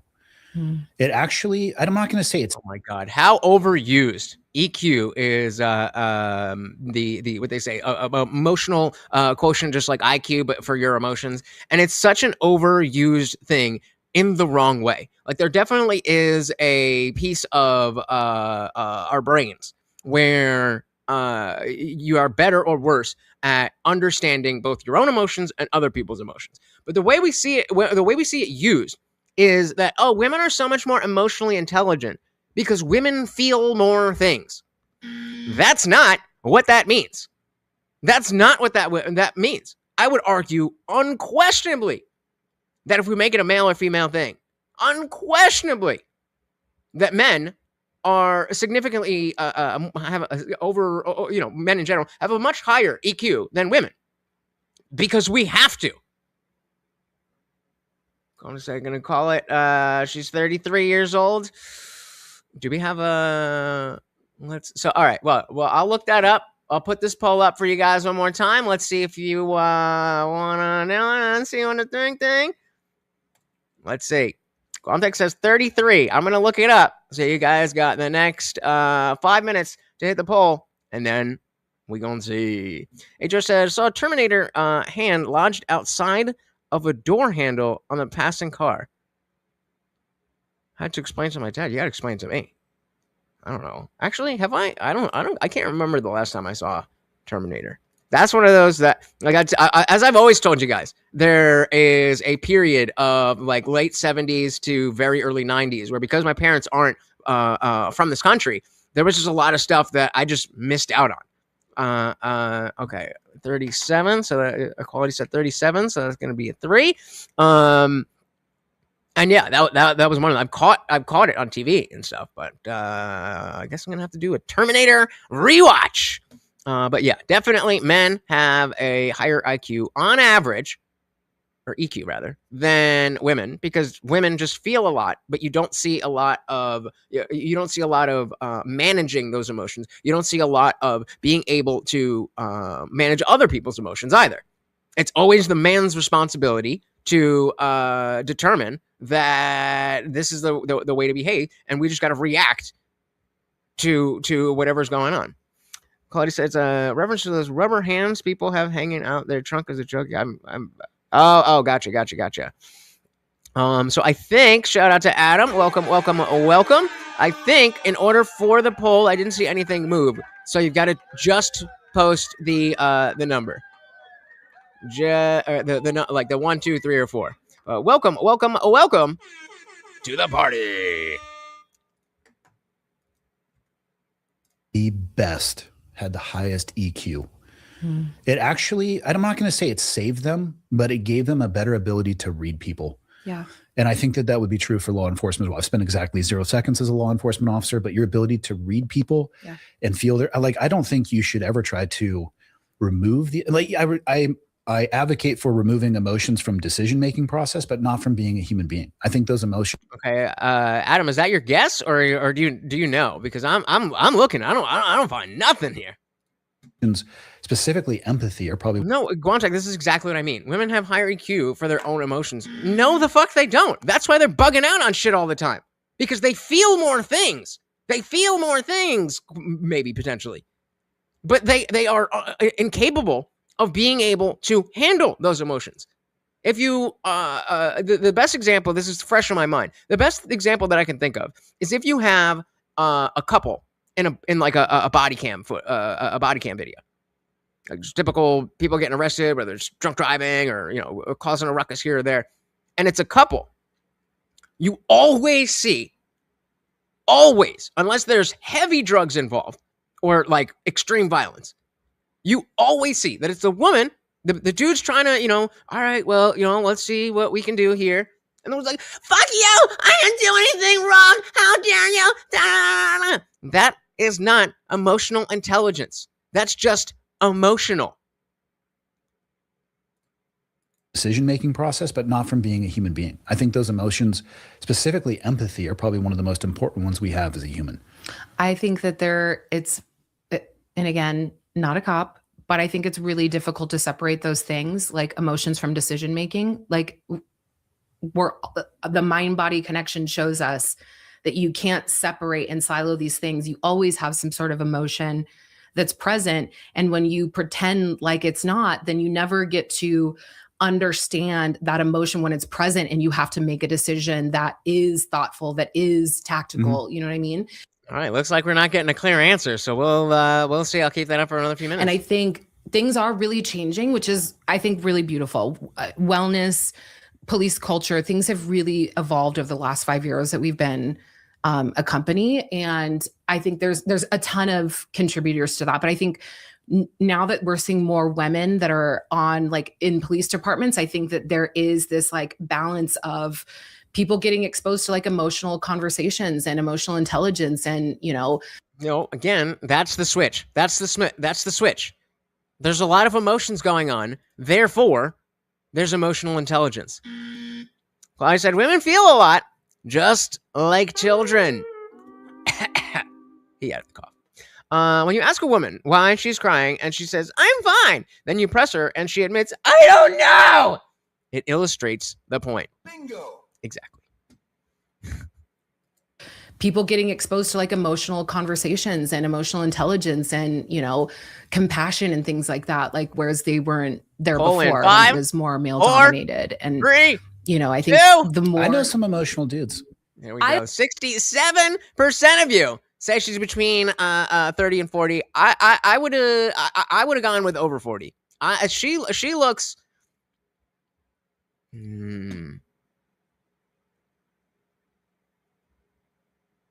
That is a tough one. I don't know. I would final guess. I would say, I'm gonna go 38. 38. What did Guantek say? Guantek said 33. Yeah. She just look, especially in the other video that we on her Instagram when she's not all made up and the nice lighting. I don't know, man. I don't know. That being said, we have seen with some of the trends on TikTok that millennial women tend to look about the same age, if not younger, than Gen Z women. So I assumed, with this profile, we would have gotten something specific. I'll keep looking, but I don't say anything. Nirvana said she's very masculine. I'm into it. Hey, she looks like she's gonna put me in a headlock.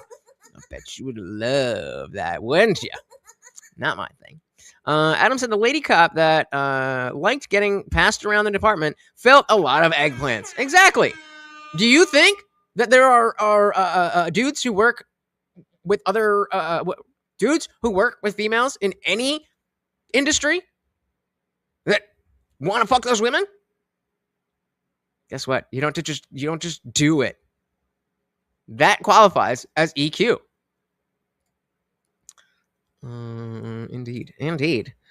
She's 30 to 40 physically, under 30 in the way she speaks. That's another one. Her name is Erica Gaines. Erica Gaines with a C. Erica Gaines.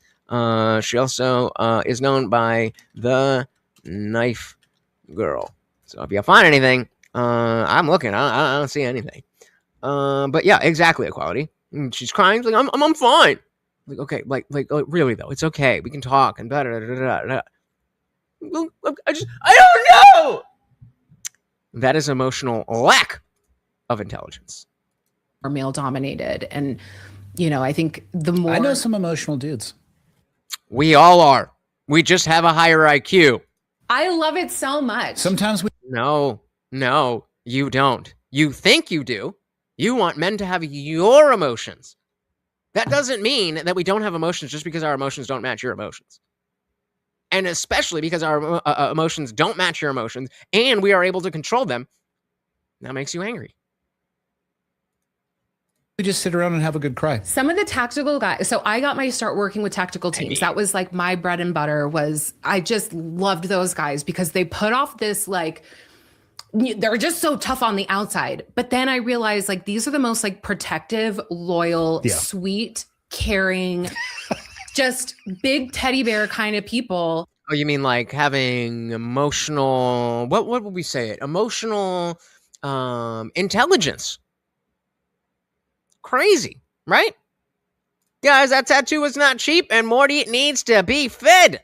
Send in those donos. Adam said that was high emotional intelligence by pulling the mic away when he did that screech. There you go. I learned the hard way because I have screamed right into the mic and it was like, yo, what the fuck? That's why, with this this shirt, I don't do it as much. I got to do it more often. But I got the, is it though? When somebody says something stupid. And I used to do that straight into the mic. And everybody's like, yo. That's now it's, you say something stupid. Is it though? Emotional intelligence. There we go. And they really were. Hey, the big 10 from Adam. Thank you. So very, very much. Let's get him a nice big black hair. Thank you so very, very much. Puppy, where's my applause there? There we go. And we got our new sponsor of the stream. Thank you. So very, very much. Guys, remember, it is only 15 donos in total, which could be 99 cents or a $75 total. And not only does Morty get an extra special treat, but I've got to do push-ups, which is why I usually wear a t-shirt to show you how puny I am. But there was another reason that I wore the hoodie that I thought I would be like, what's going on with the hoodie? But main character syndrome, I guess nobody's fucking paying attention to what the fuck I'm wearing. And even if I wore the t-shirt, I've had this up the whole time. Probably nobody would have noticed. Anyway, thank you. So very, very much appreciated. Claudia said they want us to be crazy like them, but also be sane and steady. Bingo. That's emotional lack of intelligence. Just big teddy bear kind of people. And they really were open to talking about feelings and emotions. They were open to talking about their past experiences and how it's impacted them, or, things that they're having challenges with. Like, this is like most men are, but we've learned, like intelligence-wise, not to fucking talk about that shit because you don't give a fuck. You guys remember the video of the guy who was looking at a spool of wire? He's like, I've had this for 40 years. I was like, well, and his wife like, what you doing? Actually, we're pulling that up. I always regret doing X search, but we'll see. Let's try spool of wire man. Hey, shout out. So this is precisely and exactly why men definitely feel our emotions, but don't say jack shit to you. Yeah, man. Hey, what are you doing? I came out to check on you. Huh? What are you doing? Thought you were working. I'm looking at this. What is it? It's wire. It's a spool of wire. And I'm almost out of it. Can you see the spool of wire? Mm-hmm. I'm almost out of it. Okay. And I've had this. You can already tell she doesn't even fucking care. You can already tell that she doesn't fucking care. Spool. Mm-hmm. I'm almost out of it. Okay. And I've had this spool of wire for like 40 years. I bought it like this it's not a piece of a long time ago, but it's like 40 years of my life. 40 years. It's in the wire that's gone. Does that make sense? This is what's left.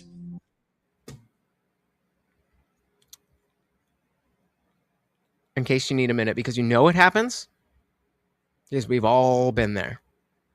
This is a man talking to his wife, having a fucking very clear emotional, existential moment. And this is what she says. That makes sense? This is what's left. I'm sorry to hear that. I'm sad for you, but you're wearing your Jets hat, and I'm a little concerned right now that you're wearing your Jets hat. Oh, hell no. What? This is the man that she loves most in the entire world. The entire world. Well, unless she's getting dicked down on the side, but you know what I mean? And even here, she can see that this man is crying, tears in his eyes. You can hear it in his voice. And that's a real ass moment. But this is what happens. So we don't tell you about it. To hear that, I'm sad for you, but you're wearing your Jets hat, and I'm a little concerned right now that you're wearing your Jets. Look at the facial expression. Look at the change. Look at the change. He's like, are we about to have a moment here? And we're going to talk about all the time we've spent together and da da da da da da. Wearing your Jets hat, and I'm a little concerned right now that. And just like that, he will never, ever, ever, ever, ever, or he shouldn't, tell that woman what he is feeling. Get the fuck out. This is a fucking Target thing I don't even wear. David said the Wire video is so sad to me because his wife understands nothing. And so if you can spend 40 fucking years, well, I mean, I don't know if they've been together for 40 years, but if you can spend a lifetime, just say it's 5 years. Just say it's 5 years. Let's say they're divorced and they're 5 years with someone who's a grown man. And you know that grown men aren't out here just fucking crying about little bullshit. Otherwise, you wouldn't have fucking married him, would you? But those emotions are there. And the second he shares it, again, look, I mean, you can see it. You can see it. Oh, wait, what are you saying? Are you actually understanding me here? But actually, you know what? You can tell before this because of the tone in her voice. So let's go here. He's in the moment. But it's like 40 years of my life. So look at that's scrunch up. He's gonna be like, wait, what are we doing? What are you saying? What? It's in the wire that's gone. Does that make sense? This is what's left. So look at this. Look at this. Sorry to hear that. I'm sad for you, but you're wearing your Jets hat, and I'm a little concerned right now that you're wearing your Jets.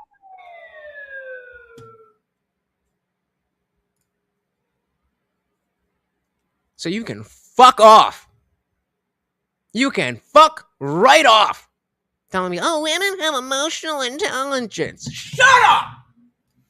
Context, I can guarantee that she has told them tens of times through those 40 years that he needs to share his feelings more too. Bingo. Yep. Never punish a person for doing exactly what you told them. Not only will they not do it anymore, it creates the worst kind of resentment. Yeah.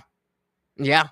And I mean, I think we all have some level, at least the men here. I'm sure we all at least have something where it's like, oh, that's the world. All right, bet. It said, never hated someone I do not know. That lady made me crazy. And then, yes, I forgot about that. Let's see if that's here. Oh my God, I forgot about the follow-up video. No. But yeah, I mean, long story short, he's like, guys, I just wanted to let you know that that's just how me and my wife joke, and it's totally fine, and blah, blah, blah, blah, blah, blah, blah, blah, blah. See, because we have emotional intelligence, we saw exactly what the fuck you did and exactly how he felt. And know that you being willing to do that, it's not okay. And that man needs a fucking drink at the very least. Let's give him a fucking dilly dilly. Dilly dilly to all of the male emotions that have just been lost to the ether because we fucking know better.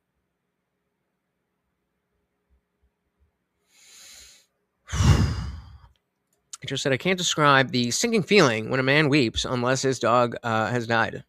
Don't do it. This is the world that you live in. You don't get to have feelings to the outside world. Women? Oh, yeah, all the time. The world must stop. The world must stop if a woman's crying. But anyway, all right, let's back this up a little bit, see where we're at. Open to talking about feelings and emotions. They were open to talking about their past experiences and how it's impacted them. Or, imagine the same situation, but instead of, oh, I've had this spool of wire for a long time, talking about survivor's guilt of your entire platoon being blown up and having that kind of reaction. Things that they're having challenges with, and that stuff kind of started naturally coming out when we would start doing yoga or stretching, when the body just naturally starts to feel safe and open up, and you create this, safe environment where you're normalizing human reactions and responses. Then I started to really get to see just how sweet some of these guys were. Okay, we do. So why don't you do what we want you to do and shut the fuck up and get in the kitchen, show us your tits, and make us a sandwich. Which really kind of propelled me into more action of these guys are doing these really big jobs. They're on call 24/7. They're doing this stuff, but they still deserve to be more than that. And I think that, back to the reform conversation, wanting to change things. I think that is my biggest takeaway is from the outside, when we're wanting so much change to happen and we're not realizing that when we attack a human, they don't go into this creative open mindset. It's almost like if you want to inspire change, then just screaming about what you think the change should be is not an ideal way to get things done.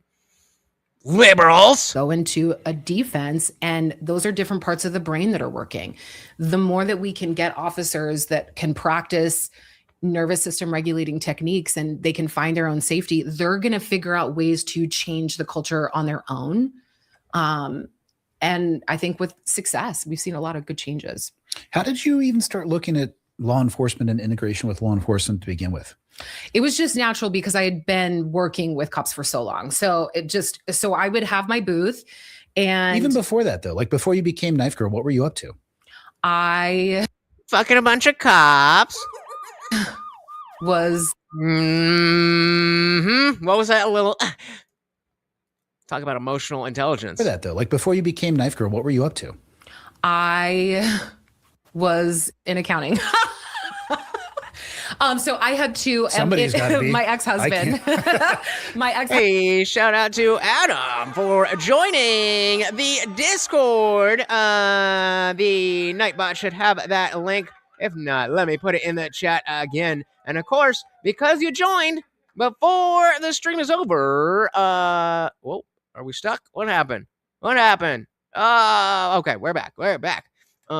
Make sure you join, because if you do join before the end of the stream, then you get a day pass to the after party. Now, I will say sometimes people on Fridays don't necessarily show up, but if we don't have an after party tonight, which again is up to you guys. If you're there, I'm there. But if we don't have an after party tonight, Adam, you'll get a free pass to the next one. Thank you so very, very much. Guys, again, as I'm always saying, this is not just about, hey, I'm going to dance around for you so I can get some money. We are building something here. We are building a community of people who actually care about the truth, who actually care about talking about this stuff, and who actually care about being able to, as we were just discussing, change what we need to change. If that's your bag, join. It's free. Husband's family, there were two cops, and they are the saltiest guys. They were always the guys that were never smiling. Yeah. Just always in a bad fucking mood. So it's I always had some sort of empathy for that world, but it was always just very whatever, it's not for me. And then one of the brother-in-laws in that family was an owner of the knife company. And so then I started selling knives. And then I guess if he can do something for me, then I'll deal with it. Started doing police conferences. They were like, hey, can we have the knife girl? Hey, can we have the knife girl? So then I just exclusively started working with cops. What were you doing before that? Where'd you grow up? I grew up in Phoenix. So yeah, I known for really reasonable summertime temperatures. What is she's definitely doing both. Wrong with you people. We're in winter right now. It's 46 degrees outside. This is our winter. yeah, I don't know what's going on in Montana. This is the weirdest winter we've ever had.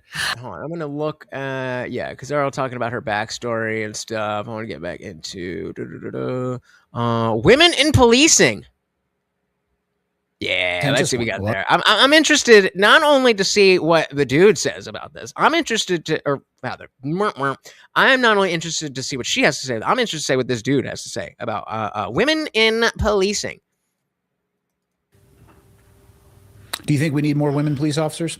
This is a contentious one. A lot of people, maybe not a lot of people, there's a contingent of people that would say women should not be involved in policing at all. Yeah, I just did a post about it. And how'd that go for you? So I was on the phone with this commander.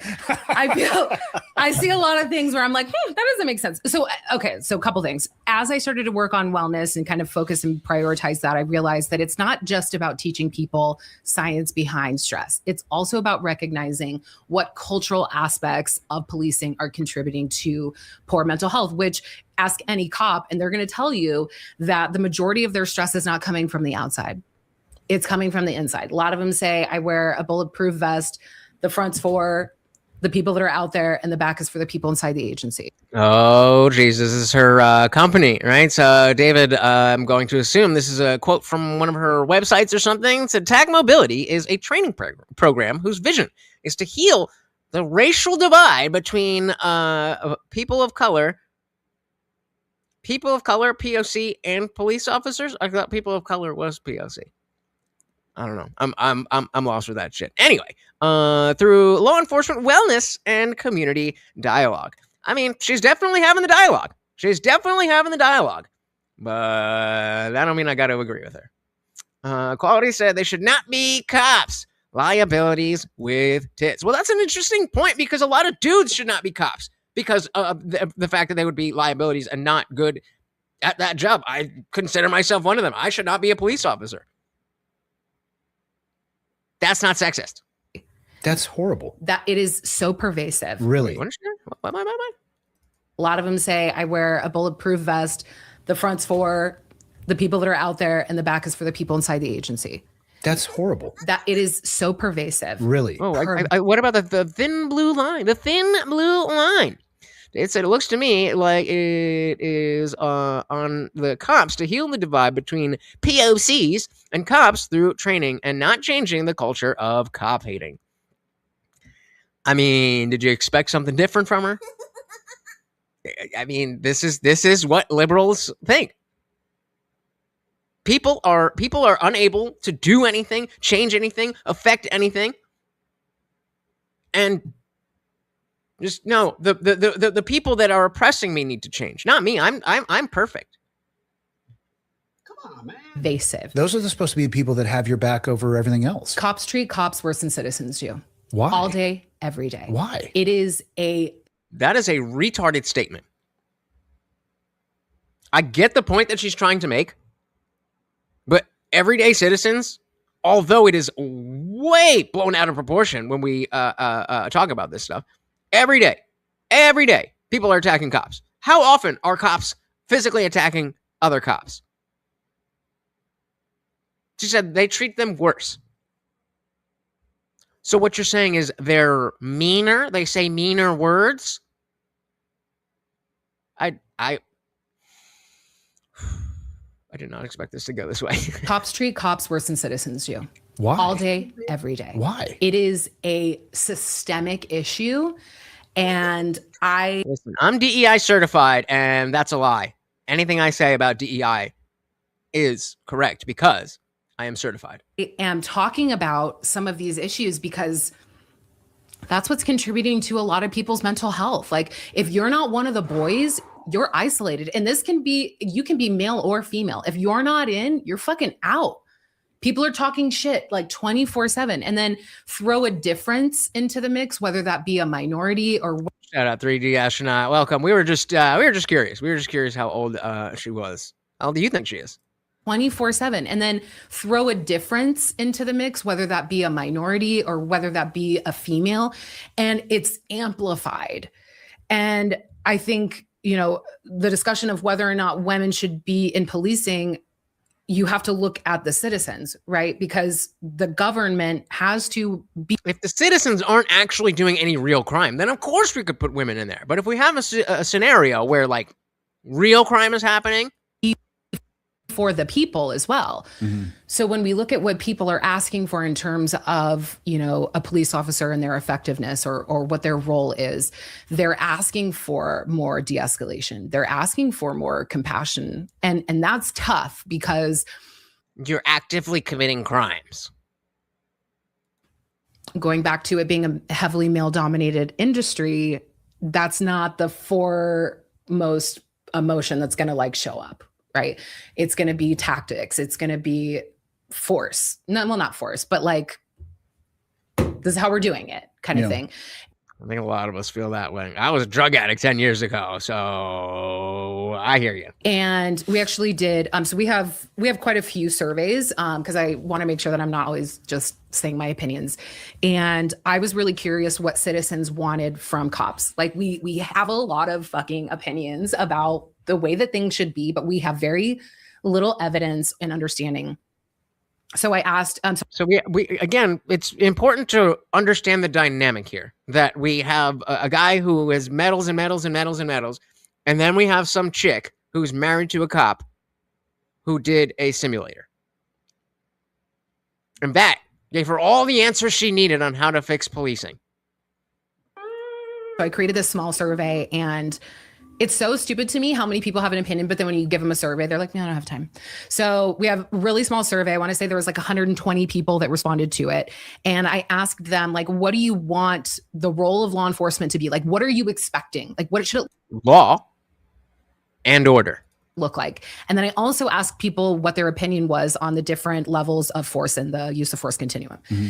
And the amount of people who wanted cops to have over 100 annual hours of training in compassion, mental health for self, mental health for others, and firearms training, I was like, what? First of all, no one's getting 100 annual hours of training on anything. Okay. And now you're talking about 100 hours annually? I'm terrible at math, but I know that that's not that much at all. 100 hours. Where are we? 100 hours. That's 8 hours a month. That's 8. Did I mishear her? And firearms training, I was like, what? First of all, no one's getting 100 annual hours of training on anything. If that's true, then that is a very, very, very big problem. But if you're going to tell me that as a law enforcement officer at any level, that you're not putting in 8 hours of training for the entire month, maybe there's a point. I'm not saying I agree with her, but maybe she has a point. Shout out to No Name for You. Welcome. Said, fun fact, your background matters more than your training. It's 1.7 hours a week. She's dumb. We've gathered as much. I got pulled in by a clip on TikTok, and the beginning was pretty cool. But she's bringing up some interesting, some interesting points. We'll say like that. Yeah, that is the job, right? The being on the job is training. I also I'm not saying that is a replacement for like doing drills and stuff, but it's not training. 3D Astronaut said, mental health is a phantom. You can separate the mind, body, and psyche and spirit. Or you can or you can't. You can or it's impossible. Can't separate it. Yeah, agreed. That's why they call it the mind-body problem, because we can't figure out how to separate them. Guys, we are coming. We just passed the 2-hour mark. If you would like to keep the party raging, please make sure the puppy is fed. Thank you so very, very much. What? First of all, no one's getting 100 annual hours of training on anything. Okay. And now you're talking about 500 hours a year on these things. Wanted 100 of those individually? Individually, right. Oh, boy. So, right. So that just says like, okay, like you actually don't understand how this works. You're thinking that they're spending the majority of their time training and preparing when really they're They're getting very little training because of staffing, because of budgeting, and they're out there just working, right? The amount of, there's like 240 million 911 calls a year. Like they're fucking working. So. Okay. So she is definitely, she's not downplaying the fact that while you are working, you are getting experience.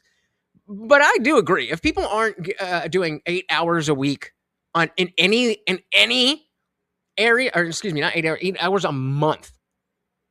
8 hours a month to practice the very tactical things that are extremely relevant to your job. I agree. That is a big problem.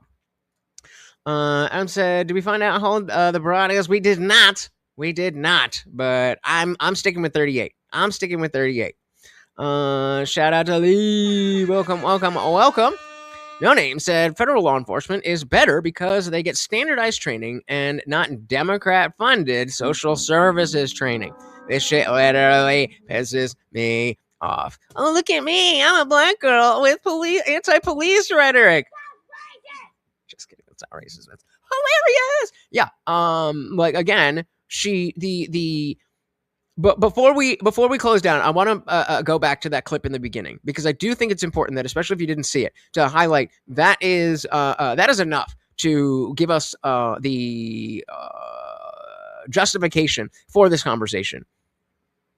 That being said, I did not expect. I always tell you guys. Oh, I usually like to skip through to just make sure we got something good, and then I saw something that I was like, "Ooh, this is gonna be good. I don't need to watch any of it."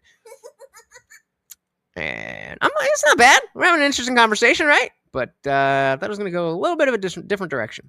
140 million 911 calls a year. Like they're fucking working. So we asked people like, okay, so communication, mental health for self, mental health for others, that's nearly impossible to do. But then if we look at how women are raised socially, that's something that women grow up with. And if we look at the differences between genders and sort of how they're socialized, she's not about to make an argument that inherently, by gender roles, women are better trained to be. Please don't say that. Utilize women and these natural skills that they've been raised with to improve different police policies and systems. And there's a lot of research behind how, with the increase of women on police departments, it's increased customer satisfaction and just the overall perception of law enforcement, which is when she says customer satisfaction, she means the criminals. HR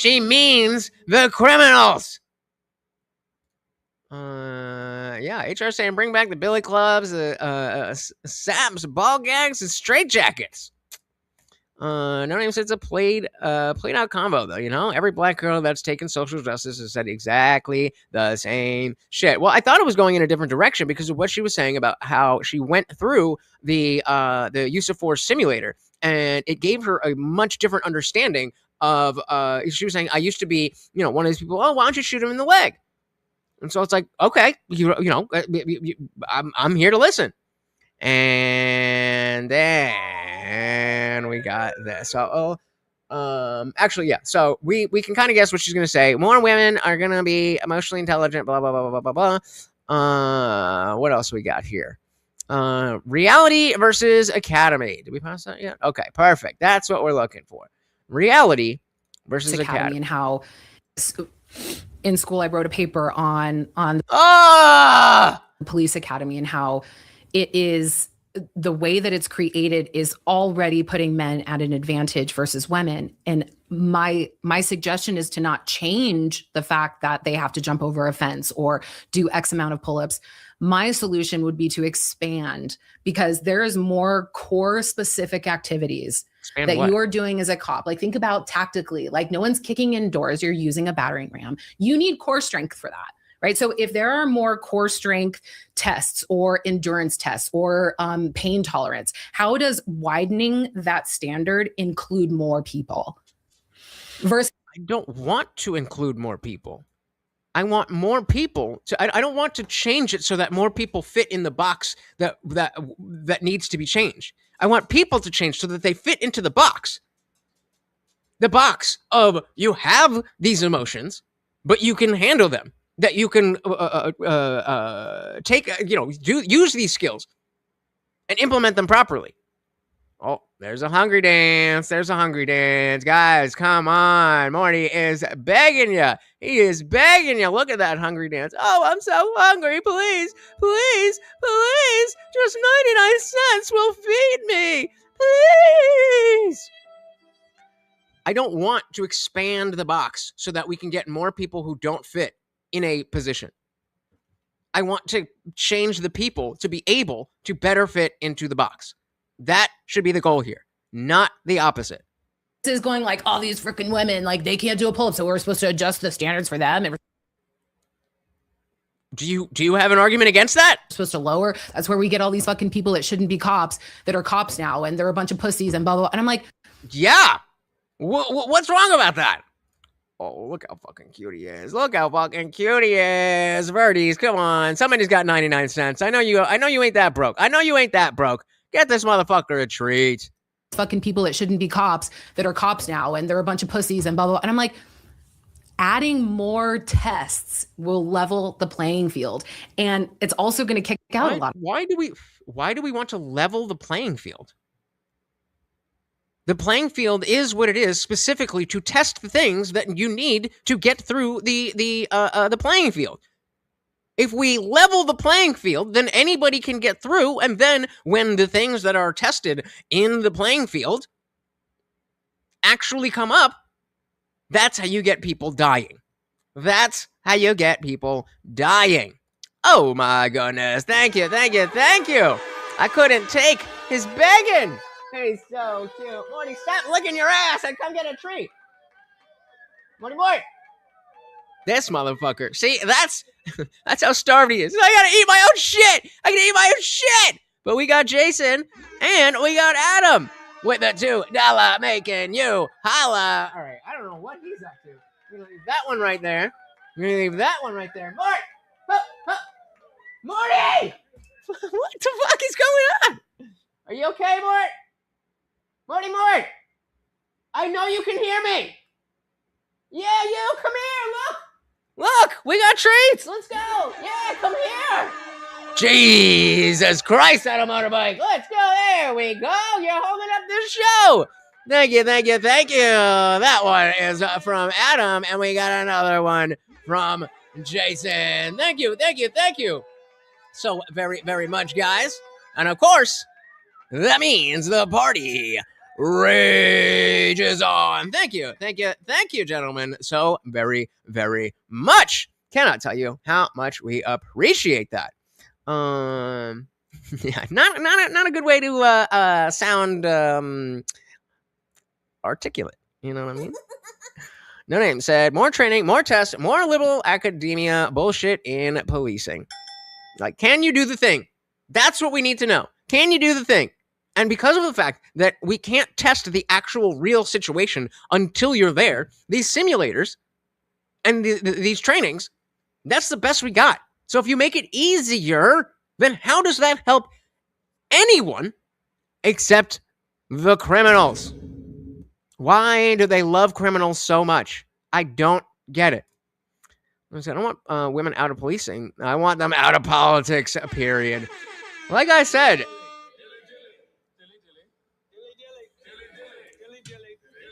we'll call it a year ago, I would have been like, come on, bro. Like, all right. I mean, maybe they're not the best at this, but, I know some smart women and blah, blah, blah, and I know some dumb dudes and all of that. Nope. Sorry, ladies.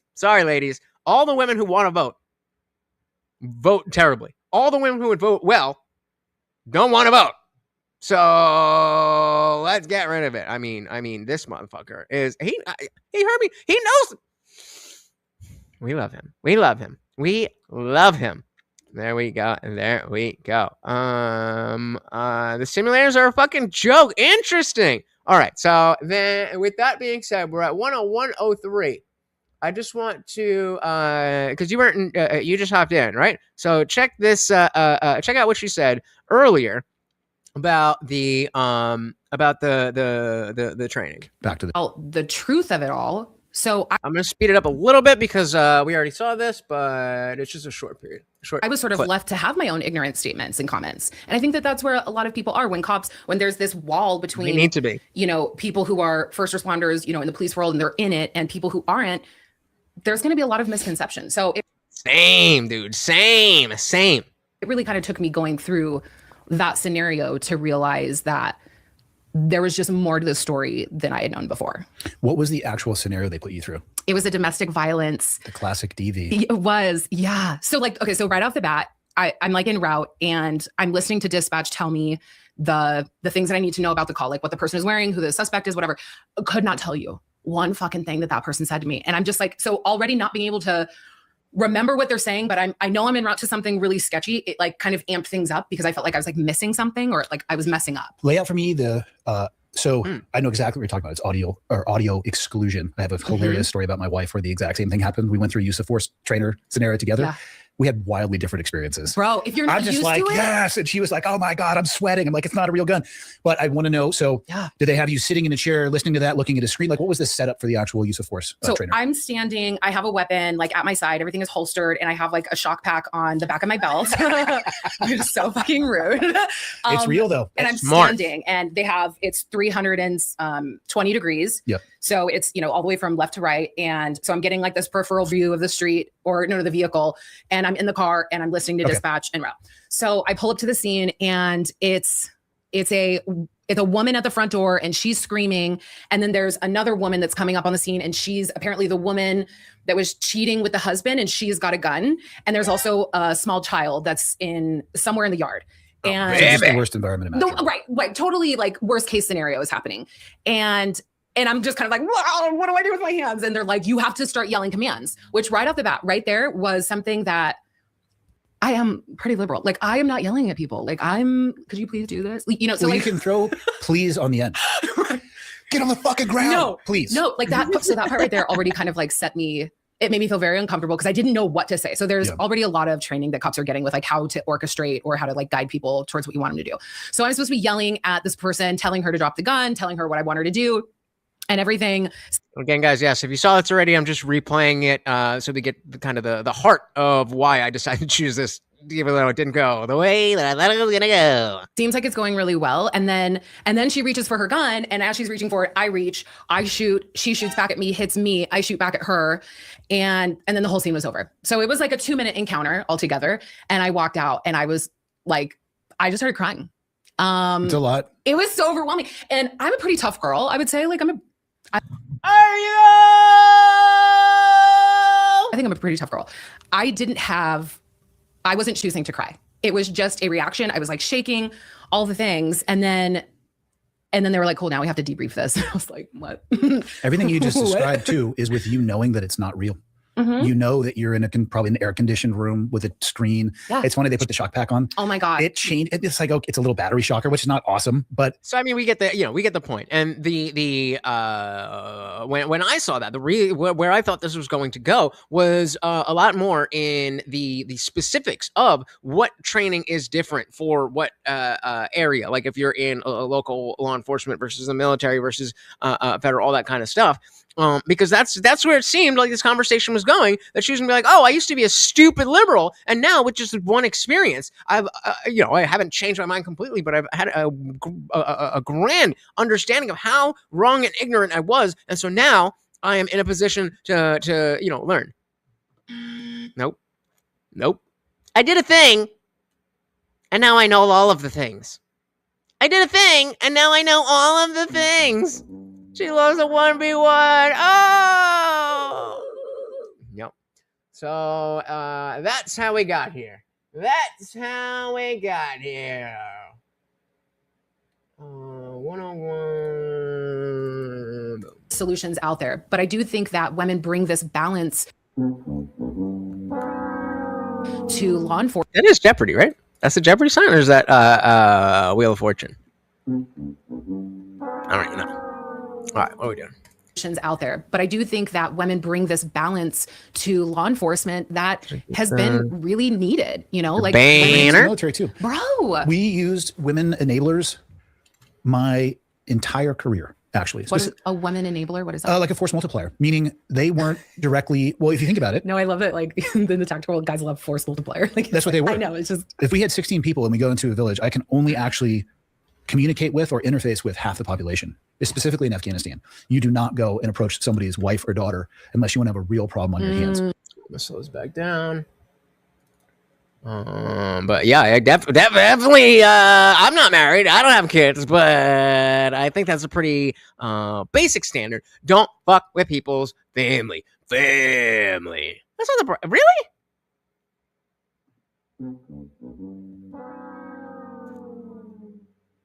Are you sure? That's what I'm saying. I don't know. It's a smart idea on a DV. Don't show up alone. There you go. You already know it's at least two people fighting, and you don't know if there is a weapon because you weren't fucking listening to the dispatcher. Now, again, I'm not saying that, oh, you should have done this, but the exact same notion that No Name is bringing up, that, oh, I experienced this. I thought that was going to be a lot more about, oh, you, the person who has all these medals, the person who's been in the military, you tell me, this dumb girl who was in this circle because I'm selling knives to people. You tell me about the differences. I guess you get a lady and you just let her yap.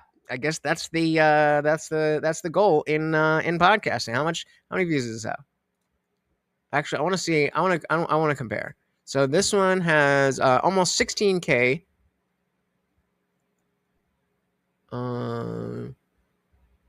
7K, 20. Okay, so we'll start with 21K, 30K, 16K, 16K, 32K. All right, so maybe this is from March 9th. Yeah, this is from a week ago. So maybe the ladies aren't doing it that well. But all right, let's see what we got. Communicate with or interface with half the population, specifically in Afghanistan. You do not go and approach somebody's wife or daughter unless you want to have a real problem on your hands. So how are you going to do that unless you bring a woman interpreter with you or a woman with you? And that's what I mean by a force multiplier is it allows us, I mean, I can deal with the men, but you want to watch people lose their shit. Yeah. Go start, trying to make entrance into a room, or especially if you realize you're not in the place. Military intelligence doesn't always work itself out, just so you know, spoiler alert. You don't say. I said, quote, we get women to talk to women in Iraq and Afghanistan, despite the fact that women are kept out of the loop on everything and not taught to shoot because if a woman kills you, no heaven. Brilliant work. Brilliant work. What would we do without it? And you still got to talk with the people. You still have to be able to write a report on what happened and all the paperwork that never makes any of the movies. Doing that by yourself doesn't work. Yeah. Some of the best intelligence operatives ever, women. And that's a real easy one. Send a dude into a bar to elicit information and a woman into a bar to solicit information. Equally trained, let me tell you who's going to come back with more info. And those are those are realities. Now, the guy's probably going to win a pull-up contest. So right. And so the notion isn't, oh, we want women to be denied opportunities. We just want people to understand the opportunity here is going to go better with a man. Unless we have a situation where we need to set up a honeypot, and then I don't hear any women complaining. Well, why can't a dude do it? Insane. Put it in the free chat. Let's see. God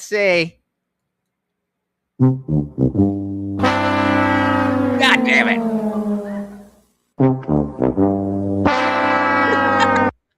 All right. I did think it was, what did I say?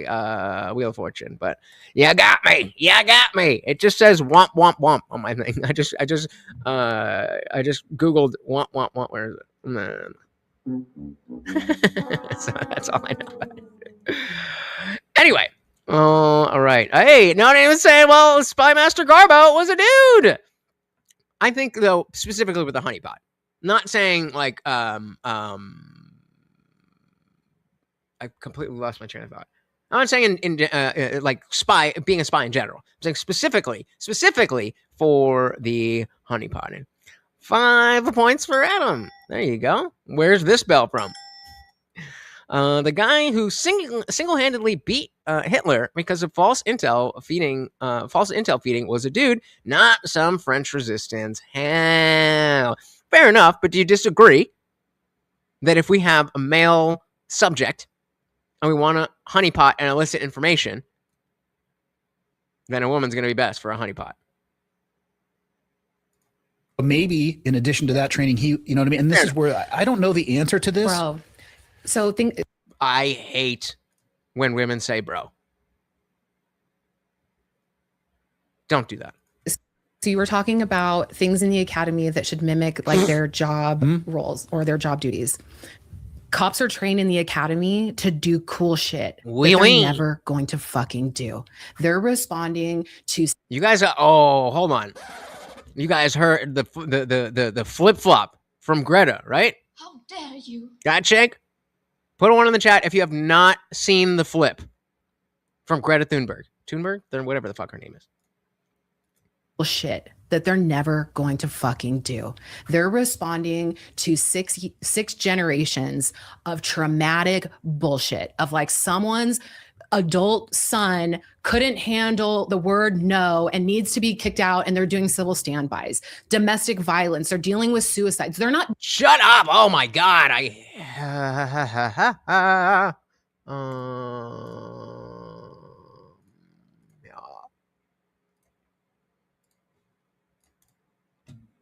How far we've come. Remember Greta Thunberg? Yeah, she's the activist who was like, yo, we have to stop fossil fuels. And she famously had that speech where she was like, we will not wait till 2030 or 2022. We want it now. She was saying, cut off all fossil fuels because we are going to go extinct because of climate change. Well, my friend, I'm going to assume you guys know who Greta Thunberg is. If not, at very least, you've heard the. How dare you? But that's friends, I've got this hilarious tweet from Daniel Turner because Greta Thunberg is now saying we must bring oil to Cuba. Let's go. What? Guys, the grifters, every single one of them, they're all lying. Everything is fake and gay. I just want, you know what I want to do? I want to bring back old school World of Warcraft and just order some chicken wings, sit in my room, turn a movie on, play video games because everything is fake. Everybody's a liar. I'm just so sick of everything. Guys, this lady, this insane person goes from climate change to right, play the fucking video. And now we get it. It's on my and now and Thunberg, I'm gonna play this video for you guys. I hope you enjoy it. It is what we decide now that will define the rest of humanity's future. I think that was about 2016. At least the How dare you? That clip is from 2016. And whether we choose to do that or not, if we don't, it will be a death sentence to countless of people, and it is already a death sentence to countless of people living on the front lines of the climate crisis today. You must do it now! You must do it now! Now? We need to talk about what's happening in Cuba right now. As the Trump administration is waging illegitimate wars across the world, killing countless of people, it is also striking. I didn't realize I was doing the same face! Oh my god. Sorry, I just cracked myself up. Like, in case you missed it. We need to talk about what's happening in Cuba right now. As the Trump administration is waging illegitimate wars across the world, killing countless of people, it is also strangling the Cuban people, deliberately, methodically, and openly. The pedophile Trump himself bragged about it, saying, there's an embargo, there's no oil, there's no money, there's no anything. He said it like it was something to be proud of. There's no oil, there's no oil. Yo, this is the lady that said we should shut down all oil, all fossil fuels now. I'd just like to explain to you what would happen if we did that, because I am not here we to all die. Get clicks. It'd kill, I think the estimates are like 60 million within 3 days. That's Greta Thunberg. Oh boy. Yeah. I mean, is like it everything is fake and gay. I don't know how we get around that. Parents need to take away her computer? No, her parents are the ones who's like, oh, we aren't going to make any splashes if we say this. We're going through you. She's probably sold to the fucking the UN or some shit at birth. I would not be surprised.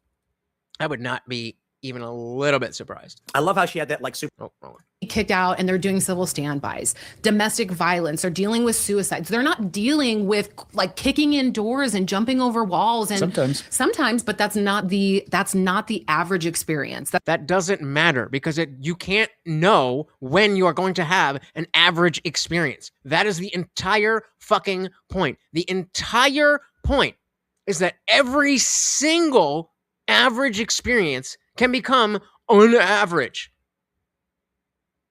That is why you need to be ready in every single situation. I'm hoping this guy is going to give some pushback because now we're getting to the arrow. Well, you just send the social workers.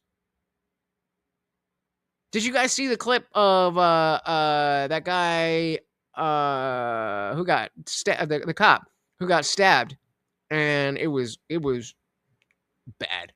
It was a bad video. All right, legit trigger warning here. Like, this is bad. This is bad.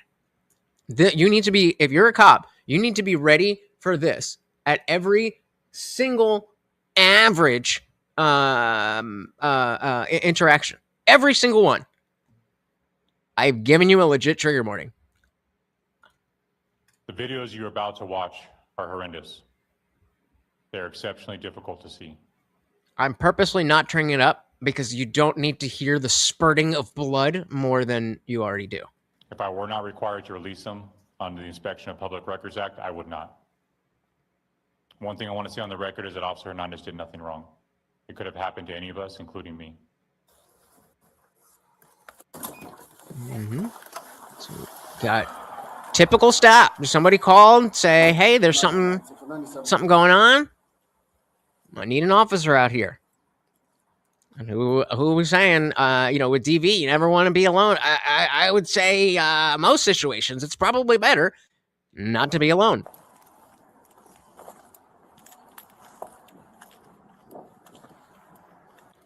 What's going on here? How's it going, boss? So there's a conversation. What's going on? You been staying here for a while?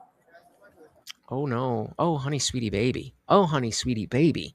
Do you think I would need to give you a trigger warning for someone getting shot? What's up? Is this your place? So you're the one who called? You're the one who called? So he's walking up to, if you can't see, there's a guy here under this little tent thing. And he's like, cops just trying to figure out what the fuck is going on. He got a call from the property owner. And so the guy said, I live here. So this is my place. You been staying here for a while? What's up? This is my place. So you called. You're the one who called? Huh? Pulls out the knife. Gaining on him.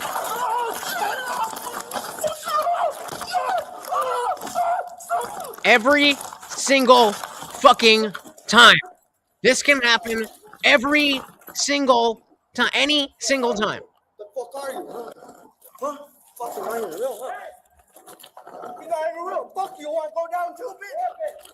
What? Yes, that is exactly what you hear, and that is why I didn't turn this up. And so even though another cop was behind him, what was that? Let's see, at 128.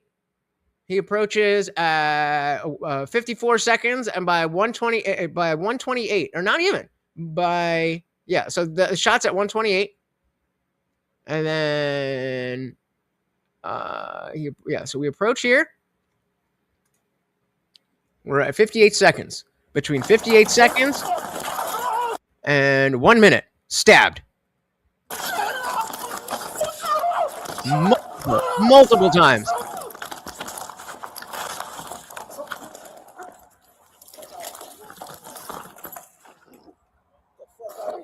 The fuck are you? Huh? Fucking not even real, huh? You're not even real.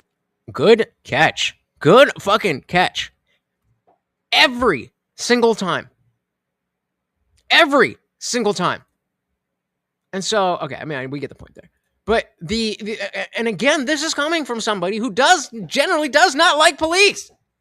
I genuinely don't want to side with cops. I think it is an inherent thing that when regular human beings get power and the justification from the law, then that gets fucked up. You know, if only there was a social worker. If only she showed up, then everybody would be fine. We just need to open the box a little bit more. We just need to level the playing field. No Name said, even for me, someone who trains weekly with a gun, a knife will win from the draw within 21 feet unless you know how to really shoot. Yep. And yeah, good catch. You never know. I mean, I don't disagree that a motherfucker like that needs a social worker. Not at first contact. Not at first contact. I'm talking to survive a knife attack at 21 feet. You have to know how to fast draw, close weaver stance, aim, and mag dump to have a chance.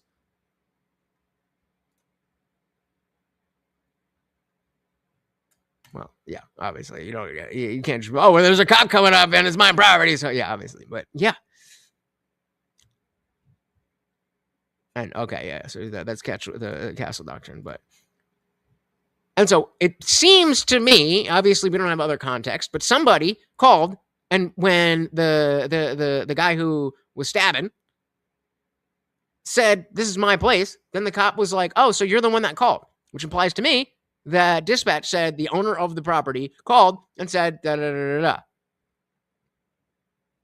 Point being, this girl is full of shit.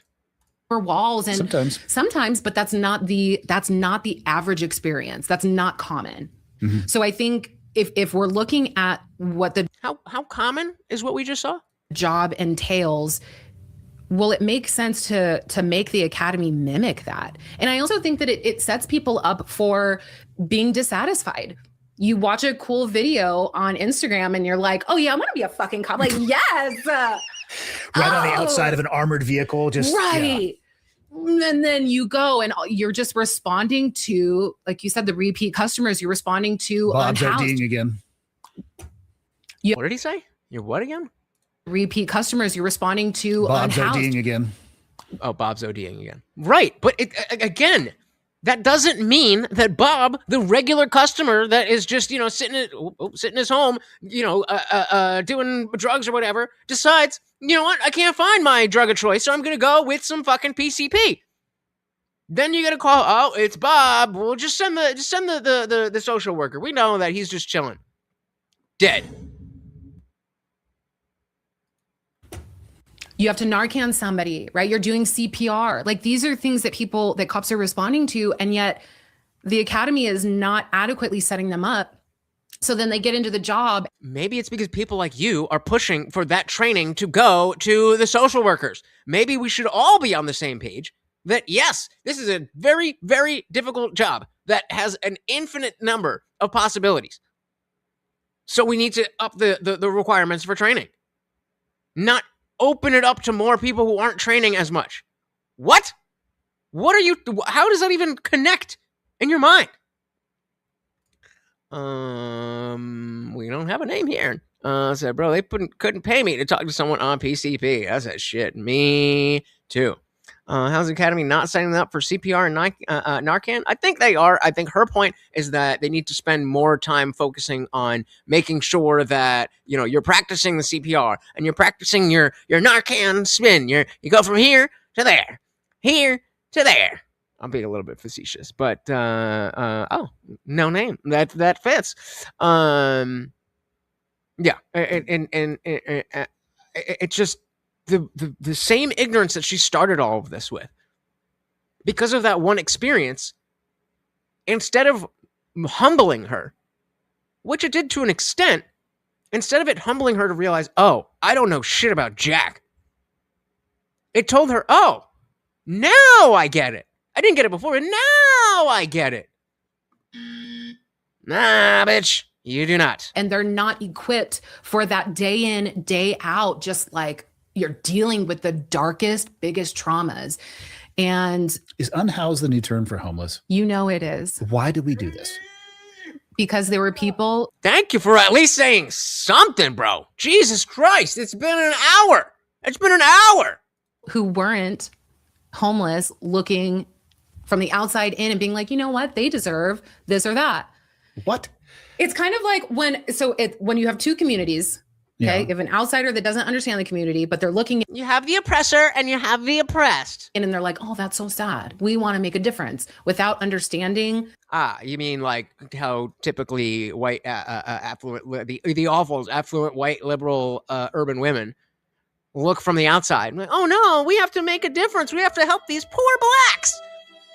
And then have no fucking idea what it is that these black people that they're trying to help actually want, need, or anything like that. You mean like that, honey, sweetie?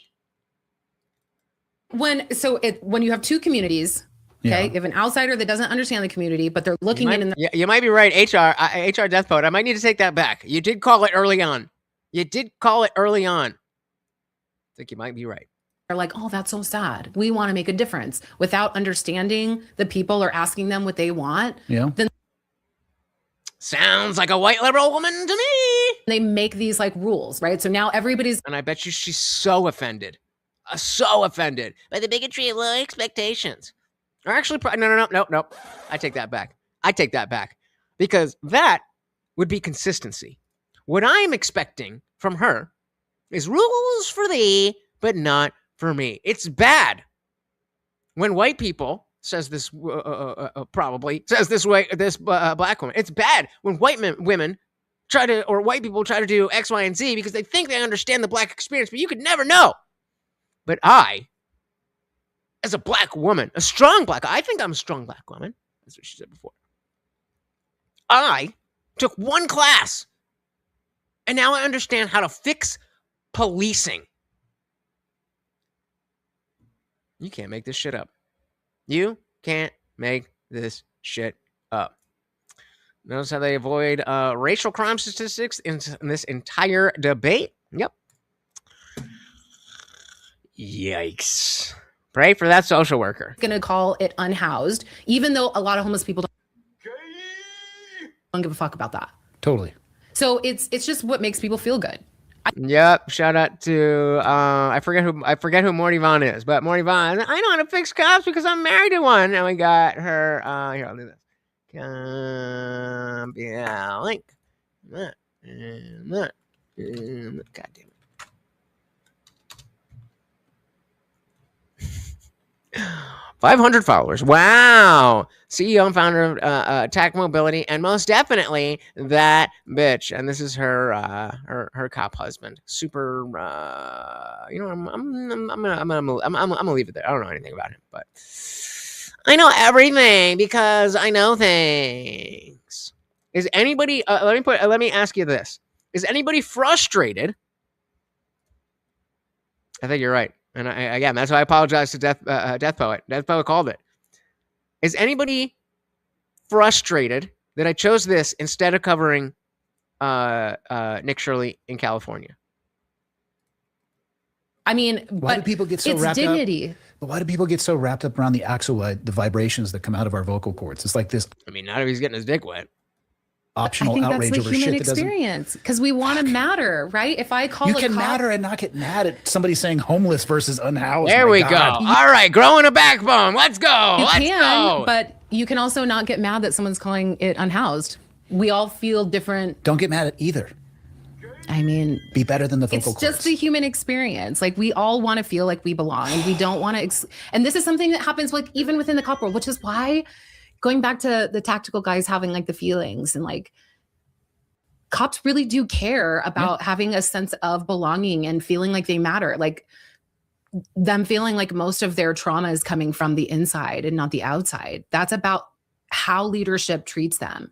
That's about being told that you're a family when really you're fucking not, when you're the last person to be thought of. Like, that stuff is, it's all contributing to wellness. So, we'll cover it. Don't worry. Our perspective is we want to teach the science. We want to give people skills to deal with those emotions that come up, because it's not always about, the potentially traumatic experiences. It's also. Yes, the fuck it is. Why is he not interrupting her and saying it is, though? Because even though that's such a small amount or a small percentage of stops and interactions, it's large enough that it matters. And the discussion should not be on again, he should definitely be leading the conversation. I don't know. I'm very confused by this.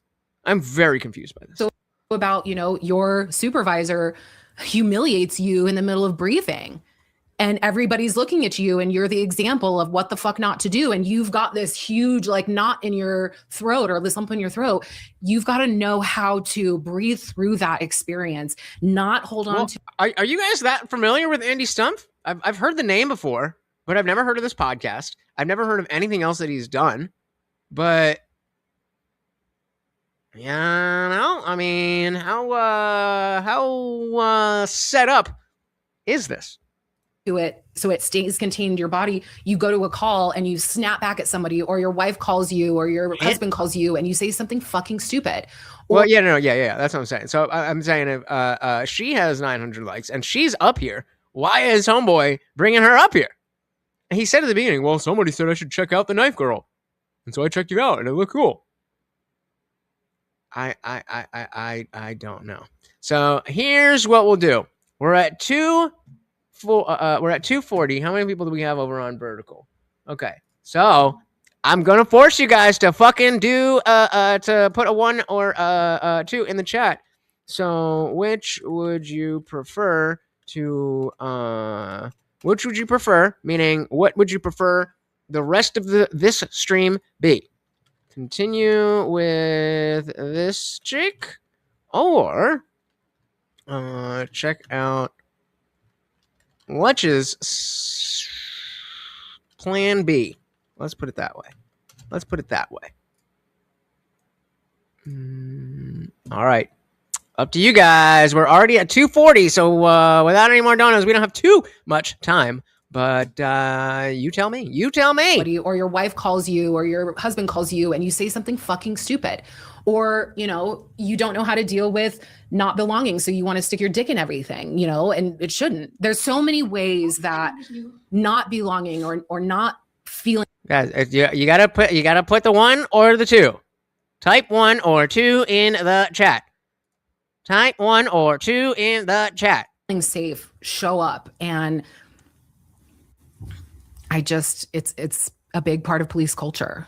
The insidious nature you're talking about, them worried about, the body armor is for their own admin. Yeah. That one is a little surprising to me. That sucks. Our most popular posts have to do with internal issues or leadership. You guys, 3 minutes. I'm not super familiar with how it works inside of law enforcement, at least in the world that I came from. And this wasn't always the case that the right people got the job, but they all grow from the same career field. It's an Excel spreadsheet. If you've been in the military this long, this is your pay, you're eligible for this. You know what I mean? You can kind of ladder up. Are these agencies, are they bringing people from outside of the agency, or are these homegrown people that have forgotten about where they came from? It's that. It's a combination of that, and then also laterals that come in from other agencies that potentially. That I could see that's a crazy disconnect. If you bring somebody in and they never walked a mile in your shoes and don't. I don't know, because the president was a CEO. So like the way that I look at it is, this has been my argument, is why can't a CEO be a chief of police? I'm not saying that person would know everything, but that's why advisors managerially matter. they might be able to. And I think the organizational component and the culture building. So again, this is Andy Stumpf. I've heard of Andy Stumpf before, so I don't know anything about him. But let's give him a goog. What do we got? So internet personality. He should definitely have a wiki. And I mean, he's a decorated veteran, but in terms of like what he's been saying, I don't really know much about him. Where can we just get give me fucking Wikipedia. Wiki. No, not your website. Where the fuck is the wiki? Oh, is he? Oh,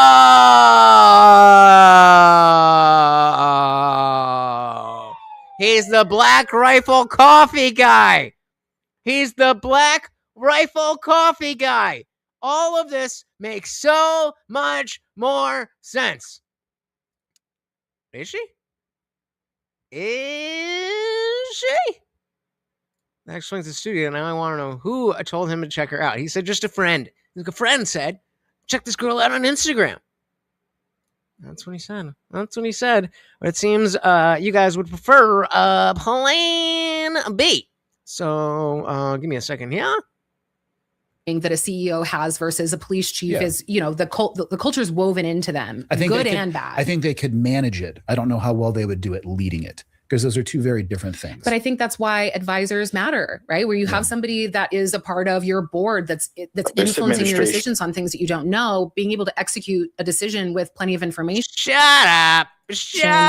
Why couldn't that go? Shut up. All right. So we have seen here that unfortunately she is not really going to give us what we're looking for. But you guys have been generous, even though we are coming up on 3 hours. I don't want to end on a bad note. So, guys, if you are on the vertical stream and you do not want to be, you can always go right into the description. There will be a link to the landscape stream.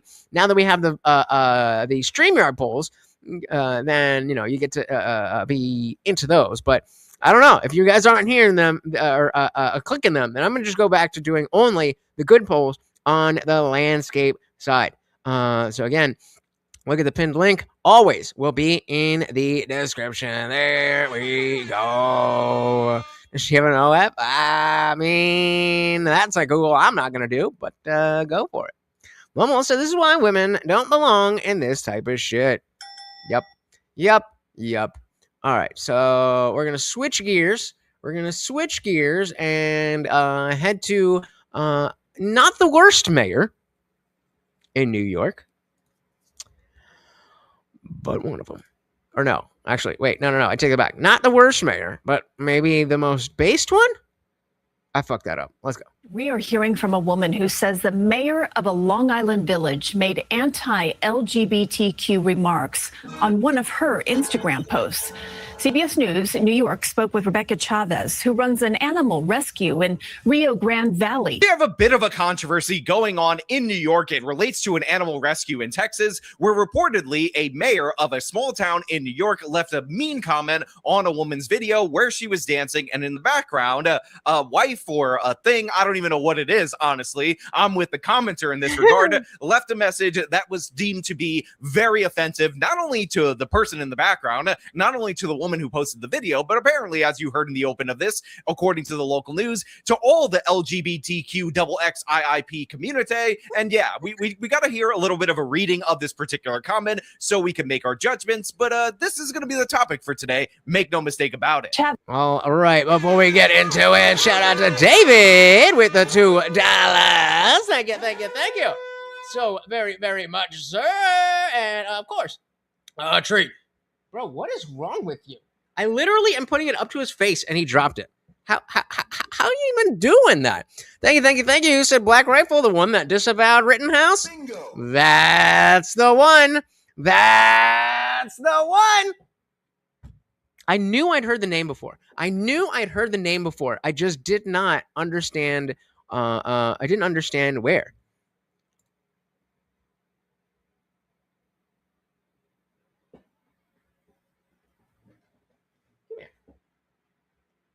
Can I see him out? You're okay. Does that hurt?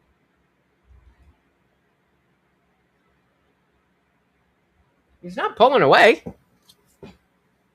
Seems like he's all right. He's been eating normally, so I'm going to assume that he's just a lazy bitch who has been sleeping. All right, let's do it.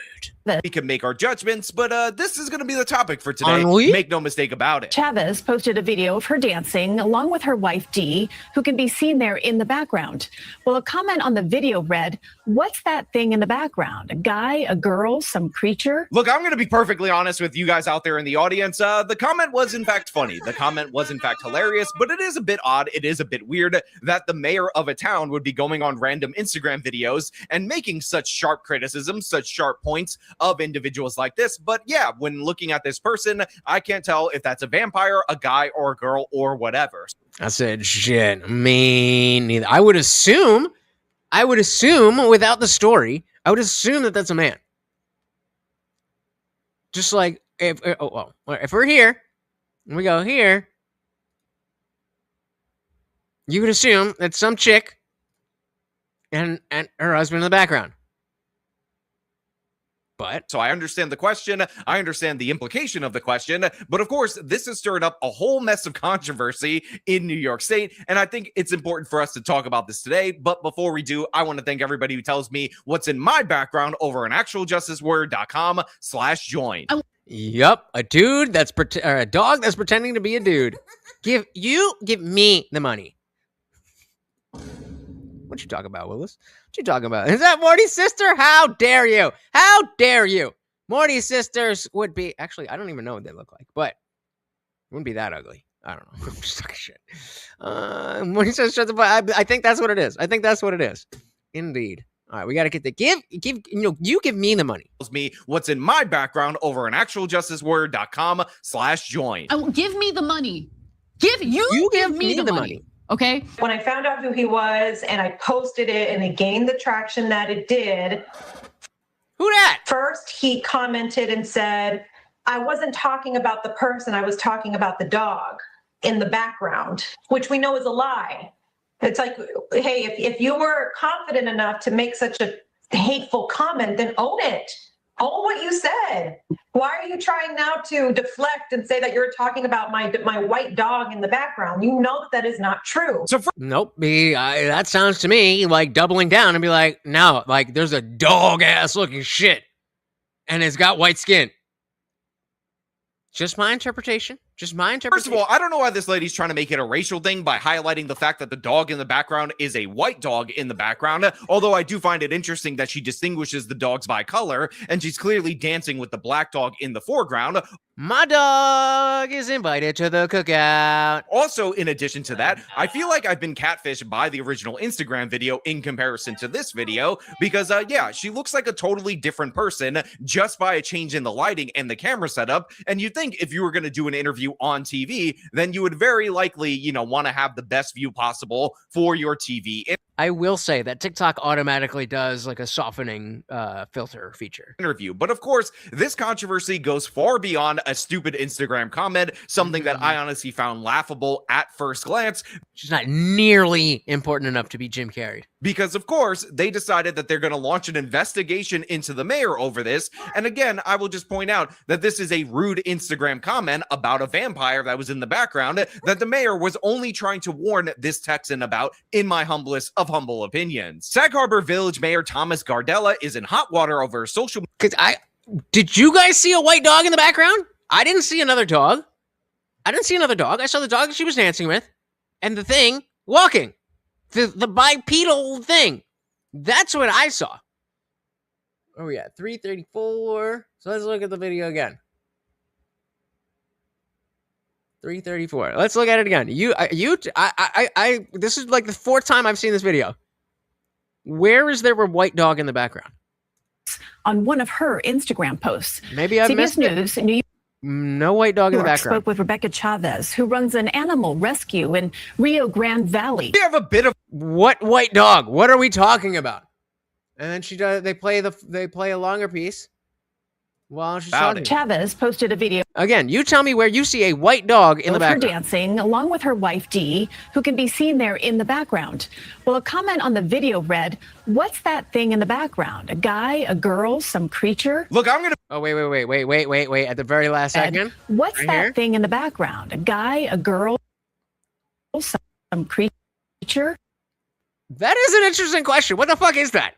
It does look maybe like a Dalmatian type dog, but look, I'm gonna. Fair enough. I mean, that's plausible deniability right there. I'll give a dilly to plausible deniability.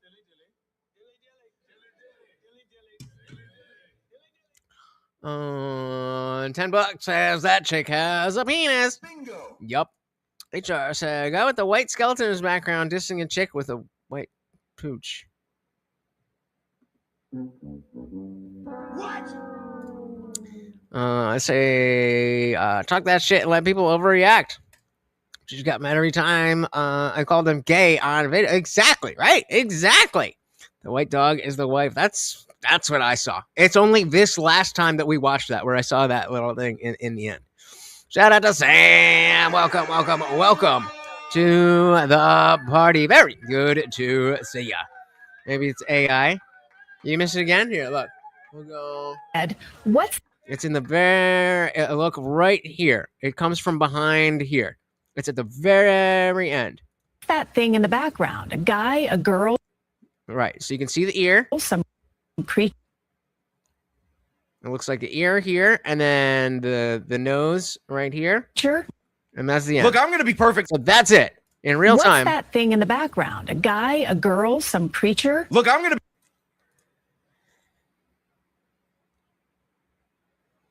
be perfectly honest with you guys out there in the audience. The comment was in fact funny. The comment was in fact hilarious, but it is a bit odd. It is a bit weird that the mayor of a town would be going on random Instagram videos and making such sharp criticisms, such sharp points of individuals like this. But yeah, when looking at this person, I can't tell if that's a vampire. Oh, okay. I didn't see the pause here, but yeah, like I mean, goddamn, you do not know what the fuck kind of dog that is. Get the fuck out of here. A guy or a girl or whatever. So I understand the question. I understand the implication of the question. But of course, this has stirred up a whole mess of controversy in New York State. And I think it's important for us to talk about this today. But before we do, I want to thank everybody who tells me what's in my background over on actualjusticewarrior.com/join. Give me the money. Give me the money. Okay. Called you out. Called you out. When I found out who he was and I posted it and it gained the traction that it did, first, he commented and said, I wasn't talking about the person, I was talking about the dog in the background, which we know is a lie. It's like, hey, if you were confident enough to make such a hateful comment, then own it. Own what you said.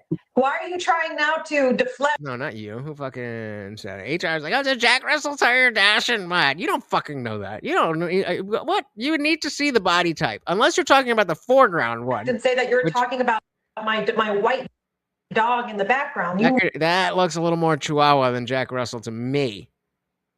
But really not the point here. No, that is not true. So first of all, I don't know why this lady's trying to make it a racial thing by highlighting the fact that the dog in the background is a white dog in the background, although I do find it interesting that she distinguishes the dogs by color, and she's clearly dancing with the black dog in the foreground. Also, in addition to that, I feel like I've been catfished by the original Instagram video in comparison to this video, because yeah, she looks like a totally different person just by a change in the lighting and the camera setup, and you'd think if you were going to do an interview on TV, then you would very likely, you know, want to have the best view possible for your TV interview. But of course, this controversy goes far beyond a stupid Instagram comment, something that I honestly found.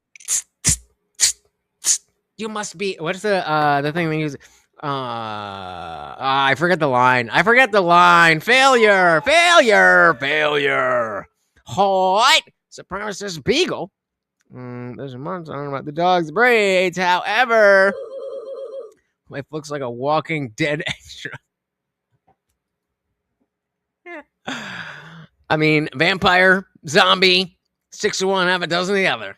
Laughable at first glance, because of course they decided that they're going to launch an investigation into the mayor over this. And again, I will just point out that this is a rude Instagram comment about a vampire that was in the background that the mayor was only trying to warn this Texan about, in my humblest of humble opinions. Sag Harbor Village Mayor Thomas Gardella is in hot water over a social media comment some say was insensitive to the LGBTQ community. At the village board's monthly meeting Tuesday night, Ed Hay, the deputy mayor, announced that the village will launch an investigation into the mayor's comments. Rebecca Chavez, who has an Instagram account out of Texas, on Monday reported the comments linked to the mayor's private Instagram account. Ms. Chavez had posted a reel with her wife, Deanna, who has short hair, dancing in the background. In the comments, it appears that Mr. Gardella commented from his private account, "What is that thing in the background? A guy or girl? Some creature?" ? Ms. Chavez, who is an animal rights activist, then posted a new video in which she calls out the mayor's comments. And are YouTube, are we allowed to start saying that again? Because I've caught myself like 5 or 6 times. Is that allowed now? Traces it back to Mr. Gardella. Breast binder. Did I? Oh, please tell me I saved that. I don't think I did. You fucking moron. Hold on. There was a fucking. Oh, we're frozen. Come on. There we go.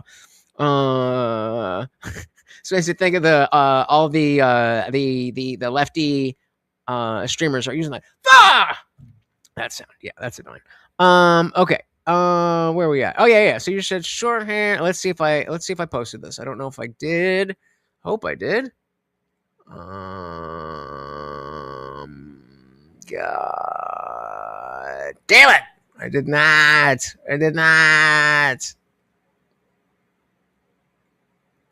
Right. Okay. Well, I don't know where it is, but there was a post about how yeah, damn. There was a post about the flat chest thing, and in a certain school district, I guess it was like a district meeting or whatever. The school was providing their kids. This was don't quote me on this. I believe it was a middle school. They were providing girls with chest binders, and providing the boys with tuck suits. So probably not that flat chested, because if you look at the other body aspects, if you will, where are we at 418?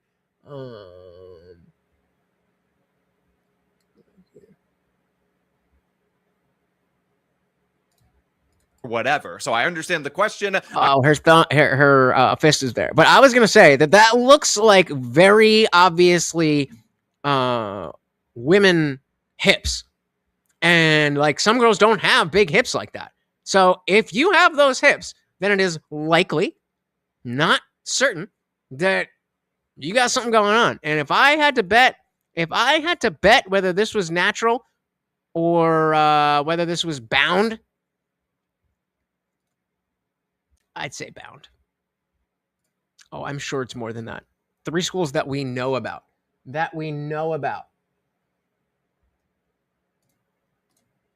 Is in hot water over a social media comment some say was insensitive to the LGBTQ community. At the village board's monthly meeting Tuesday night, Ed Hay, the deputy mayor, announced that the village will launch an investigation into the mayor's comments. Rebecca Chavez, who has an Instagram account out of Texas, on Monday reported the comments linked to the mayor's private Instagram account. Ms. Chavez had posted a reel with her wife Deanna, who has short hair, dancing in the background. In the comments, it appears that Mr. Gardella commented from his private account, "What is that thing in the background? A guy or girl? Some creature?" ? Ms. Chavez, who is an animal rights activist, then posted a new video in which she calls out the mayor's comments and traces it back to Mr. Gardella. His comments were then sent out to all the email addresses listed on the Sag Harbor Village website. Quote, "Oh, Tom, you should know better." A caption across the video reads. In response, the mayor appears to comment again. Quote, "I was referring to what I think is a white dog. I only get a glimpse of him or her in the video. I can clearly see a person dancing. You shouldn't make assumptions. A dog does appear in the video briefly." So one of the... It does. Shout out to Sam with the $2. Thank you. So very, very much. All right, Mort, prove to everybody that you don't have a toothache. Yeah, there we go. Thank you. So very, very much. Cannot tell you how much I appreciate it. Thank you so much. So I found the clip here. Let's take a look at what we got. Evening in this.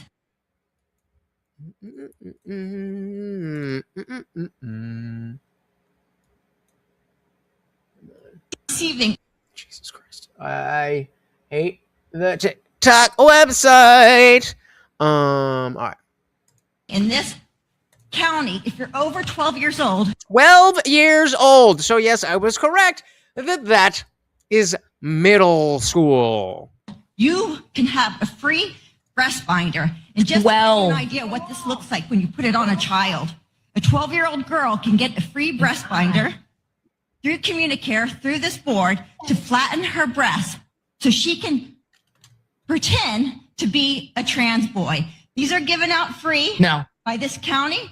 The penis tucking kits are available to boys 12 and over so they can take their penis and tuck it into their to give the appearance of being something other than a male.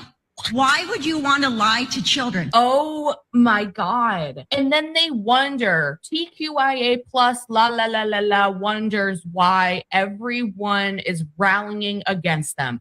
Case in point right here. You're involving kids in this ideology. You're literally handing out breast binders and tucking kits. I mean, it's just that simple. It is so blatant. It is so obvious. But how dare you? How dare you make a little joke? I agree. Maybe if the mayor was genuinely, throwing a dig at the tranny in the back, okay, maybe that's not the nicest thing. And then funniest things about this particular story is that you realize that the controversy is nowhere near as widespread as the reporting of the controversy, because this article says that 60 people, 60 whole human beings, actually responded to that comment saying that this man is a homophobe. Talk about the Streisand effect. Talk about the Streisand effect. Shout out to Wonder Bucket. Welcome, welcome, welcome. I could buy and breast better than that. I guess that's a flex, maybe? I don't know. Welcome, welcome, welcome. We also got Heimdall. Welcome, welcome, welcome to the party. I did use it. Did you not? It didn't come through? I've been using that shit through this whole fucking thing. All human beings actually responded to that comment saying that this man is a homophobe and he should definitely apologize for his homophobia. And this is after this woman made a new video, ended up drawing additional attention to it, and of course actually emailed the video and the comments to every single email address available on the Sag Harbor website, again to maximize this in order to get the most amount of attention surrounding it. And still, you only had 60 people reply to this comment, although I will point out the comment is clearly and obviously, in my opinion, the mayor trying to cover his tracks in a hilarious way. Plausible deniability. Saying that he was actually talking about the white dog. So it turns out he brought up the race of the dog, which I find to be very questionable, rather than, actually the person that he was very likely talking about. Because you don't typically ask if a dog is a guy or a girl or some creature, honestly, if we're being perfectly fair about this. But yeah, he went in. And so I kind of do agree with the chick that, if you're going to say this, be like, yeah, I don't know what the fuck that is. I don't know if that's a man or a woman or humans or creatures or, it's something. This is what we're talking about. A mayor with a private account. I'll never understand people with ghost accounts on the internet.com secretly leaving sniping comments in the background of this. Yeah, but this is stupid because you understand what people are saying. When someone says you're homophobic, they're not implying that you have fear. Maybe it's a misuse of the word, sure. But you're not confused as to what they're saying. This is just well, technically. Does that help you? Has that ever helped you? Have you ever been well, technically, I'm not actually afraid of the gays? And they were like, oh, well, that's great. What does this do? You know what I mean? Just fucking, yeah, I'm homophobic. I don't like. See, I was going to say it. I'm just showing it. Particular page, which again is an animal rescue in Texas. I'm not even sure how he would have came across this, but apparently this is the primary main issue. And again, it's such an issue for Rebecca Chavez that she actually had to track down the original commenter, go after him, try to ruin his life in what appears to be an old school instance of cancel culture. And then he sent me a private message. Oh wait, okay, look. I'm gonna try. And then he sent me a private message. There's a moment between when her arm is covering her hips, I'm assuming it's a her, and then when the fist. Culture. And then he sent me. We're gonna slow this down. We're gonna slow it down. We're going forensic. A private message. God damn it! All right, one more time. So culture. And then he sent me a private message. Boom. So not as much as I thought, but you can clearly see this is a female frame. Even from here, you can tell that the hips are wider than the shoulders, and again, based on the fact that it's not flat. I'm guessing that those are some bound titties. Message saying, I'm sorry if I offended you. for my comment. I did not reply to him whatsoever. But what I did do was I sent an email to the deputy mayor and one of the other board of trustees. Now, look, I know I commented on this before, and usually on this channel, we only make positive comments about people's appearances because here on the actual Justice Warrior channel, we like to uplift rather than... Okay, so then my question stands, Wonderbucket. I'm not confused by what you said. I gave you a question. How has this ever helped you? How has this ever helped you? Or I guess that was to Heimdall, but in general, how has this ever helped you in any scenario where someone's saying, "Oh, you're homophobic," and you say that, "Well, phobia is an irrational fear of something, and I'm not irrationally fearing that, or I'm not scared." What happened next? That this is such an important semantic thing to get hung up on. I agree with you. Phobia is fear, irrational fear. And nobody's scared of them. But language is what language does. That is why literally means figuratively. So again, the question is, why are we spending time? Well, actually, we don't like gays. If you don't like gays, just say you don't like gays. It's cool to not like people. I don't really have a specific negative thing towards somebody because of the fact that they're gay. If they're super LGBT'd out, then that's a different story. But the fact that you like other dudes is completely irrelevant to me on its face. So if you feel differently, that's cool. I don't give a shit. But I don't understand actually, how is that helping you? Well, it might help in a way if you point out to them that they are bigoted for criticizing a mental condition. Turn the tables on them. So now we're just talking shit, right? Oh yeah, and so they've always so when you've said that, they've been like, "Wow, you're right. I apologize for calling you homophobic." That's what happened, Heimdall?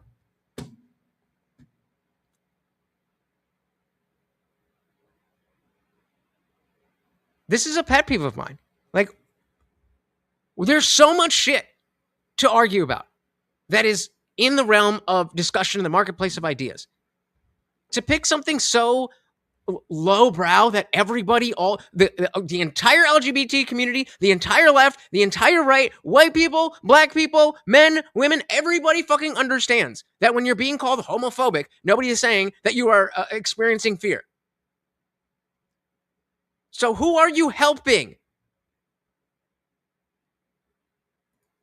Down, like some of you out there in the comments, you disgusting bigots that definitely 100% disgust me. But am I supposed to just accept that this woman is totally catfishing me in the other video and in this local news segment? She looks like a different person. Like, this does not look sensible. Again, if this were the Israeli prime minister, everybody would assume that this is an AI deepfake and this person is definitely not alive, because as somebody who works with cameras every day, I definitely 100%, 1000% do not understand the concept of different lighting changing images and, of course, different focal lengths on lenses from a webcam versus a cell phone camera where the other video was likely filmed. So obviously, this is trying to make us believe that Israel is winning the war, and that makes me really, truly, genuinely uncomfortable, and honestly, more on the mayor's side, because he's fighting back against the propaganda.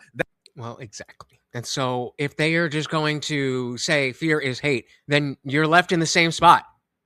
You're left in the same exact spot.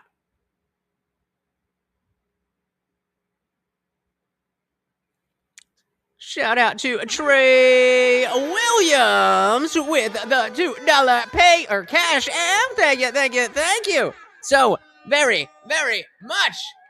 And of course, a treat for the little dog. I'm big dog, he's little dog. Thank you. And welcome to the party. We were talking to talking with this lady who was super liberal and was not under, she was one of these, why don't you shoot him in the leg people? And then she went through one force simulator thingy, and she was like, oh wow, I was totally wrong. But now, because I went through that, I know everything. So I'm going to sit down with a SEAL Team 6 dude and tell him how policing should be done. So we switched over to this. Welcome. Oh, goddamn, Adam's been a member for 4 months already? Holy shit. Thank you. Doesn't add to the stream goal, but a very, very big thank you to all of the disciples. Adam said, as a normal gay, I always appreciate your takes. My pleasure, sir. And like, it's, I didn't even remember or know. Did I ever know that? I don't know. My point is that this is why it is important to base our ideas on principle and not on feelings. That's why we say the left, they have no principles, just positions. If you base everything on your principles, then you might not have the right answer all the time, but at least you have a through line as to it works in every other area.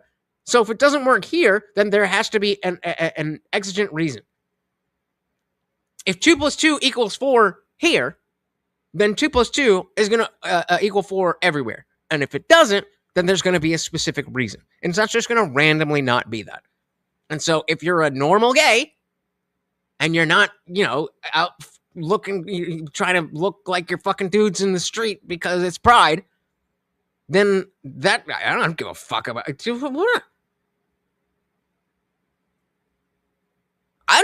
be honest, I don't even care if you're like, oh, Alex, you're so cute. As long as you're not like being,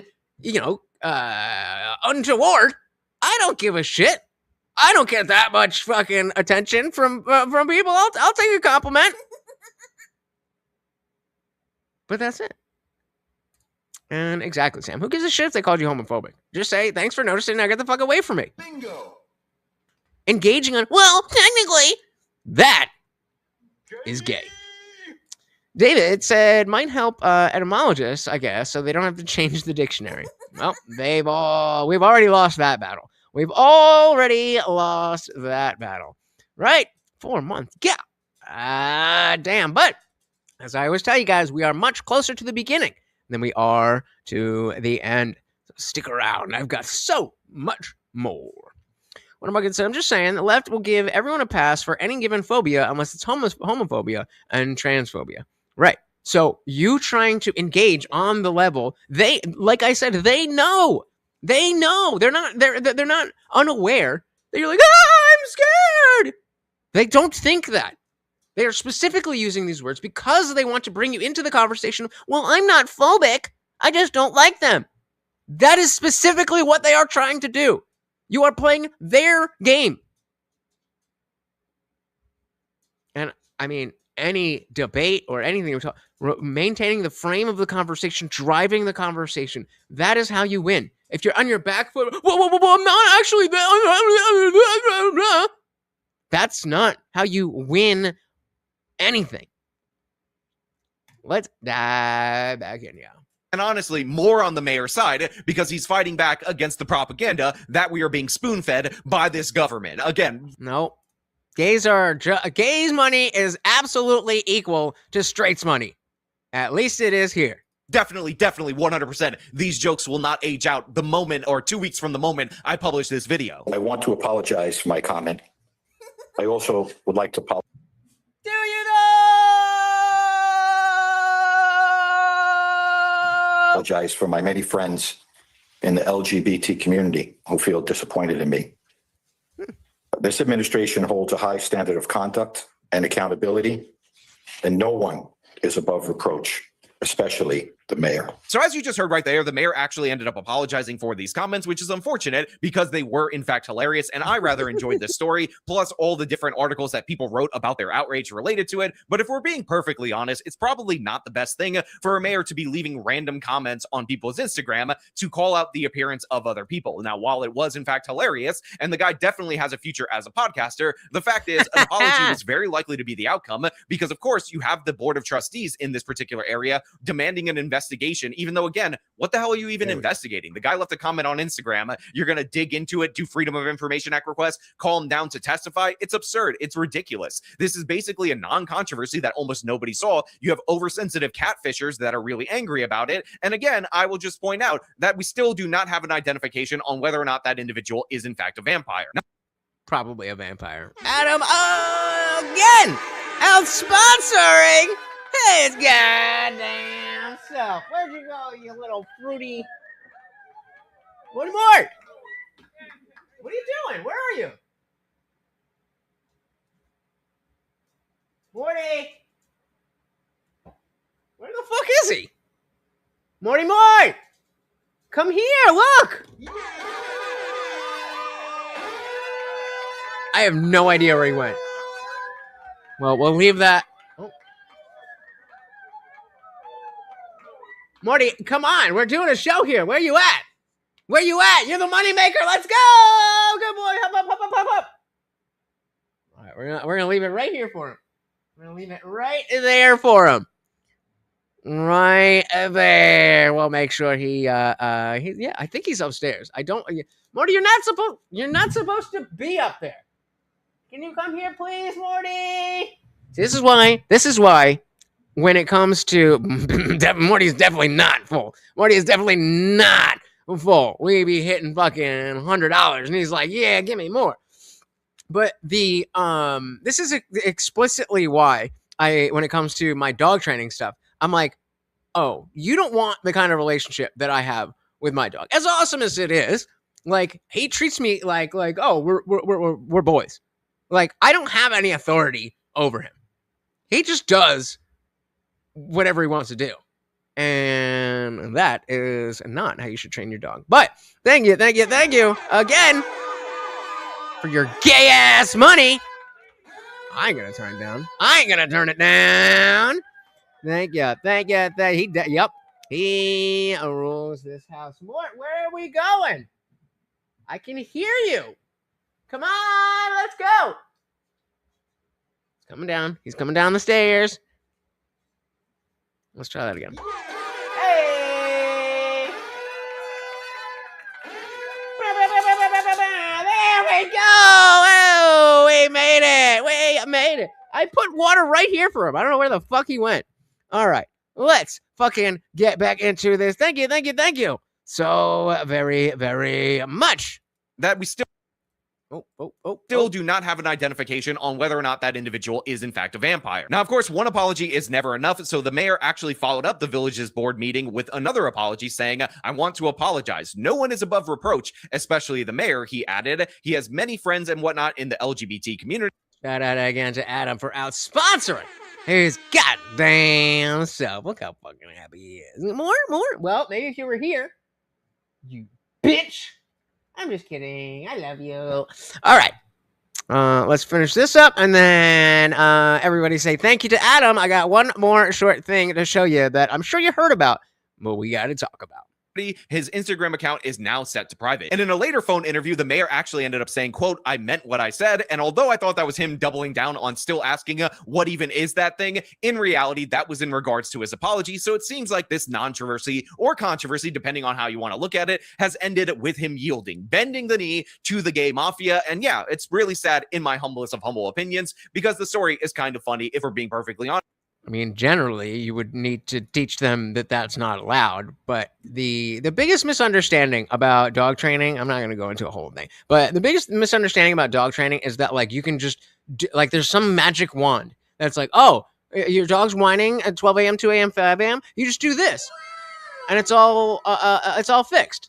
It's not how it works. You have to have a dynamic of the dog understands what you say goes. If that's not established, then you got to go all the way back to the beginning and start with sit and stay and all of those things and drill those to the point where he's like, I don't want to fucking sit and stay anymore. I don't even care if I'm getting treats. I don't want to do it. And then you're like, sorry, bud. You do what I say when I say. And that takes time. And I don't want to spend my time doing that with my 15-year-old dog. 15. But if you have a puppy, then you're gonna have to be fucking running around anyway. I was just like yelling at him and trying to get things done, and I was like, this is not working. This is not what the dog owner that I want to be. And so that's how I got into it. And I realized, like, oh, I already fucked up, because he was like 5 years old by the time I was like, maybe yelling doesn't really work. And so by that point, it was a matter of, there was competition, Yes, thank you, sir. No, he was doing that before. Yeah, 15. He will be 16 this summer. 16 this summer. They said he wouldn't make it. And here he is. All right. So, man, I haven't had a giggle quite like the Afro Man trial has delivered. I have been getting tickled all day watching this trial and catching up with what I had missed previously on Dragon Ball Z from yesterday in the trial. It's just concluded, spoiler alert, Afro Man completely won. And I mean, it was a complete victory here. He got him with the Mortal Kombat fatality in the courthouse here. The fucking police officers that were suing. Stop saying this shit to me. You guys are gonna fucking get to me. You're gonna get to me. Well, it's around his half birthday, but in August. But I wish that we had more things like this. I wish we had more things like this. I don't know anyone, and that includes like scrolling through TikTok and X and all that. I don't know anybody who's like, oh, those cops, they were in the right. Afro Man shouldn't have done this, that, or the other. We need more pop culture so that we're not constantly fighting about politics. Morty is so much livelier than Kaya's ever. Oh, and yeah. That's why yeah, now you're fucking here. All right, I'll reinforce. Positive reinforcement. You're like, oh, that means me? Yeah, fuck. But yeah, you can tell the relationship that Hassan has with his dog is not about, oh, we're friends, but I'm the leader. It's, I'm the leader, period. And that doesn't really seem as fun to me. So...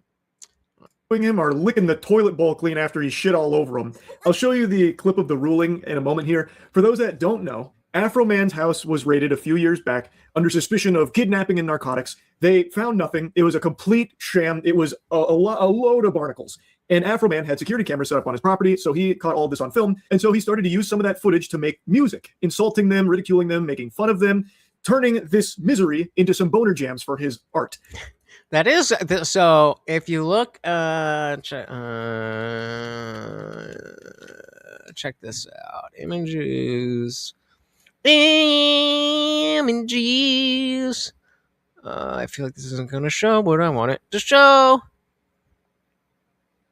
Let me suck here, hold on 1 second here. Hold on. What is, okay, let's try this.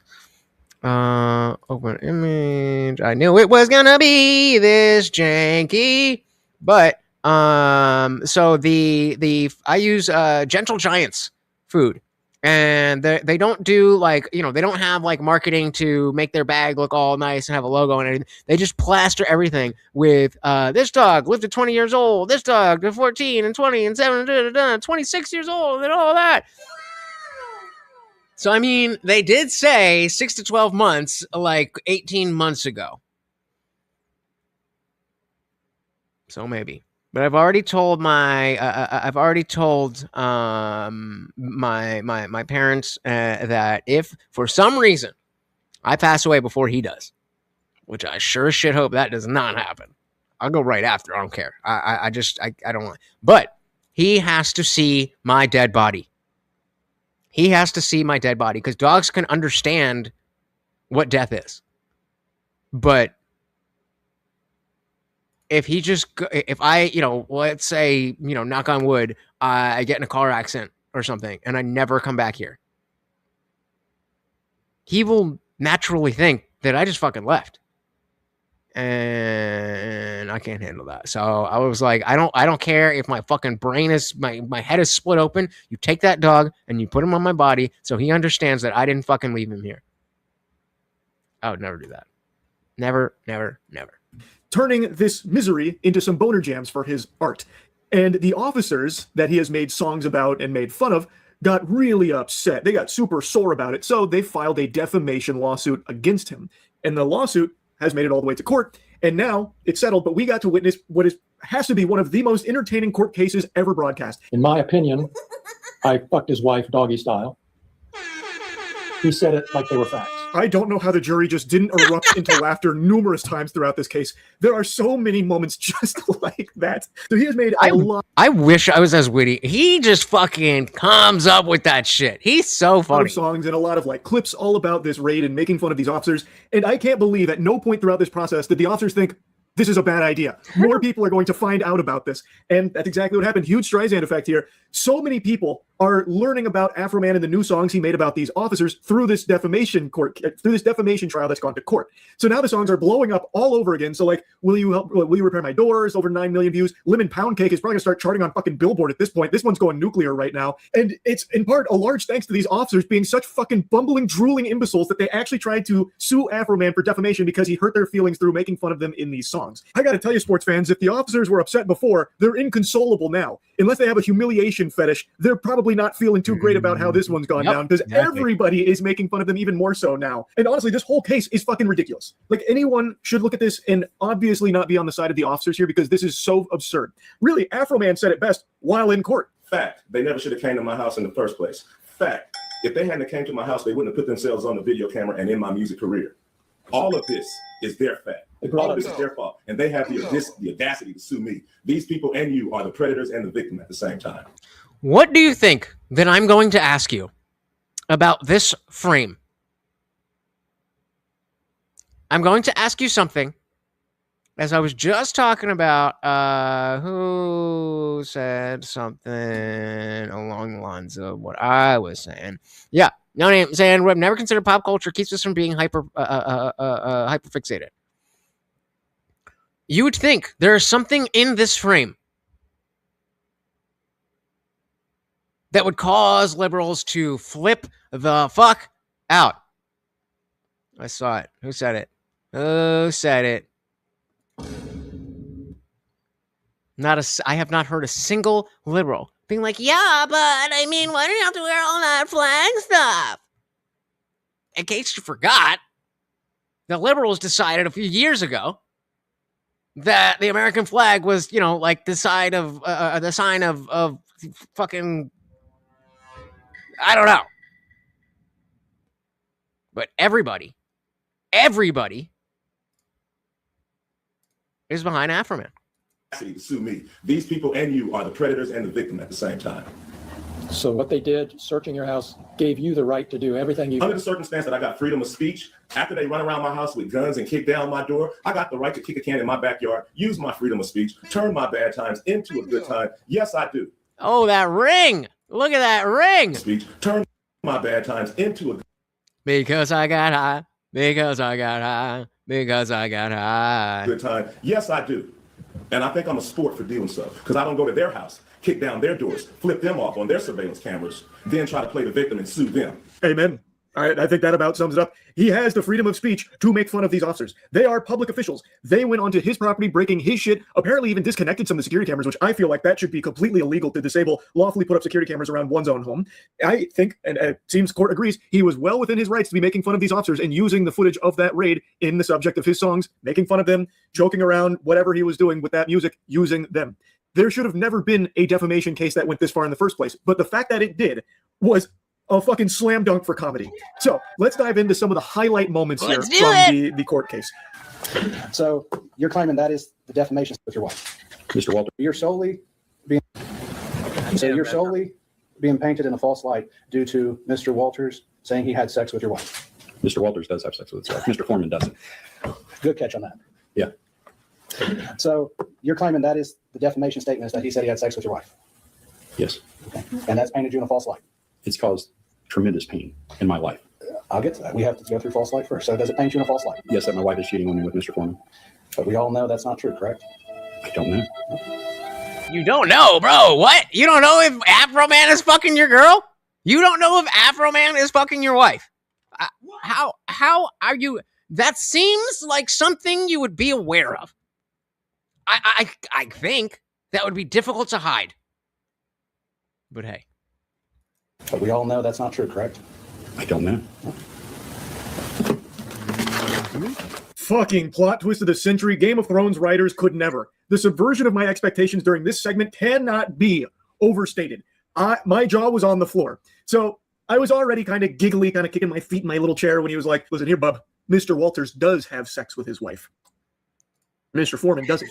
Mr. Walters, me, Gomer does have sex Pyle with his wife. Raw, if you needed to know. What you think of that, tough guy? Yeah.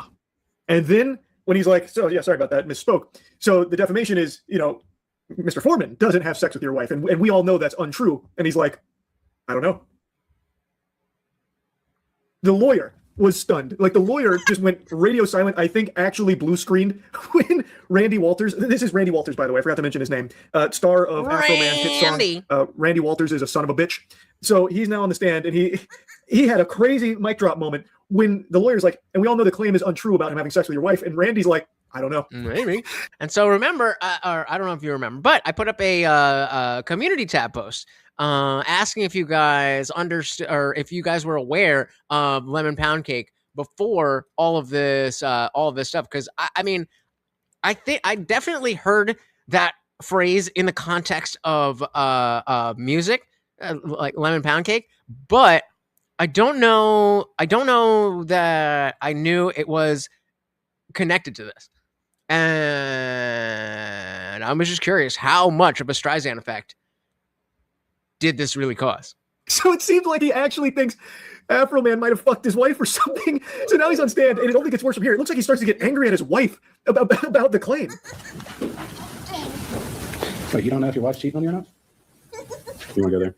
No, I just want to ask that question because you said we don't know. I've been with that woman since middle school. I would hope she wouldn't. But you know what? Once somebody puts it out there for their fun and entertainment, it's out there. So you think because... Let me get this straight. Randy, you think that because someone said, my wife, that your wife, who you've been with since middle school, you're like, I never thought about fucking a celebrity, and then is going to go fuck a celebrity, and you not know it. What? Stupid. He admitted to cheating with the man's wife. He could sue him for alienation of affection, not improper communication. There you go. Yeah, clearly parody. And it's a problem. So it's something we cannot verify the truth of? Is it a thing that can be verified, true or false?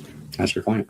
I think he has that clip in here. He thought he was playing chess, but he was actually just playing with his own butthole. I don't know what strategy Randy Walters was cooking up there in the noodle, but this is stunning stuff right now. He was giving him like a layup. He's like, all right, so the claim is untrue, right? And he's like, I don't know. I would hope my wife isn't cheating on me. We've been together for fucking years, but now that he's made a song about having sex with my wife, well, maybe he is. And maybe she's cheating on me, and maybe I hate her for it. We'd have to ask Afro Man about that. Because now it's put out there, and now it's giving me a lot to think about. Like, it looks like he starts to stew, like steam there about it. I really don't know what happened there, but oh my goodness gracious, when I tell you I was laughing, I was belly laughing when this guy started saying that. And you can hear the lawyer kind of... Poor baby. Switch on to like okay, this is weird, but I'll play along mode, where he's like, okay, so you're saying we can't verify whether or not this is like a true or false claim? It's not verifiable info? Because if he's going to try and say that this is defamatory and then turn around and say that he doesn't know if it's true or not, how the fuck can you say it's defamatory? Like, it's an outrageous tactic.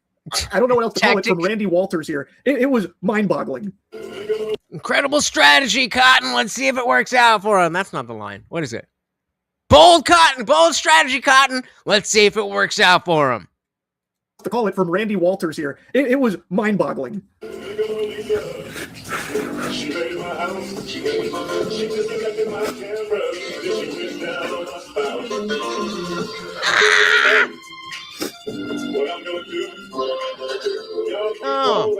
Oh, yeah.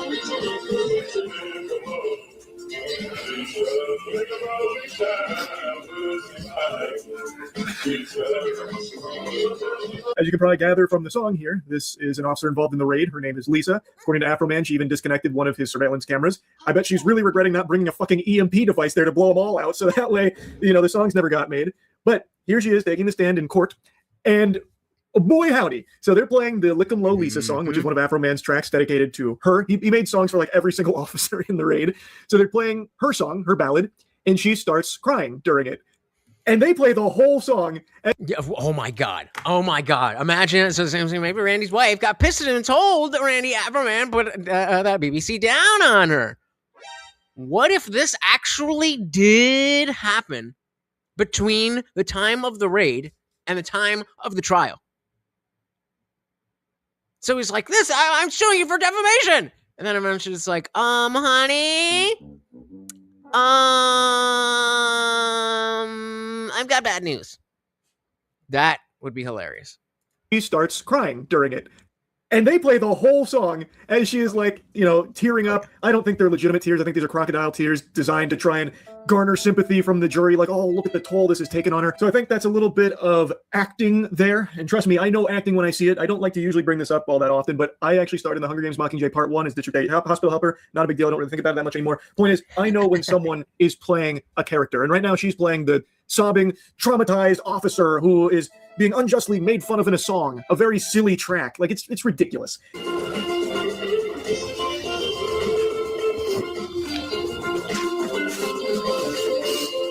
They play the whole song too. He didn't look like he was laughing. Let's see. He looks like they play the whole. I mean, he might be vibing, but he wasn't laughing. Whole song too. They sit her right there like it's a fucking Fine Bros React segment, and they make her listen and watch the entire thing.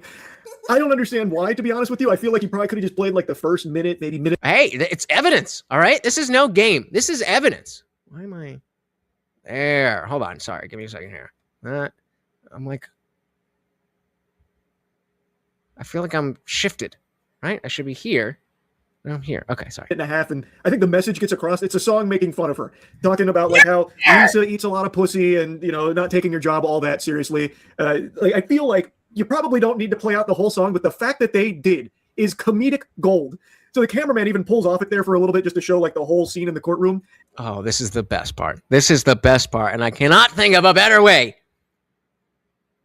to go from here to the after party than this. And I'm very curious what the jury was doing. Like maybe they were stomping their feet and snapping their fingers to the track because it kind of makes you want to groove a little bit. It's got just like a real like classic feel to it. And then it pans to Afro Man.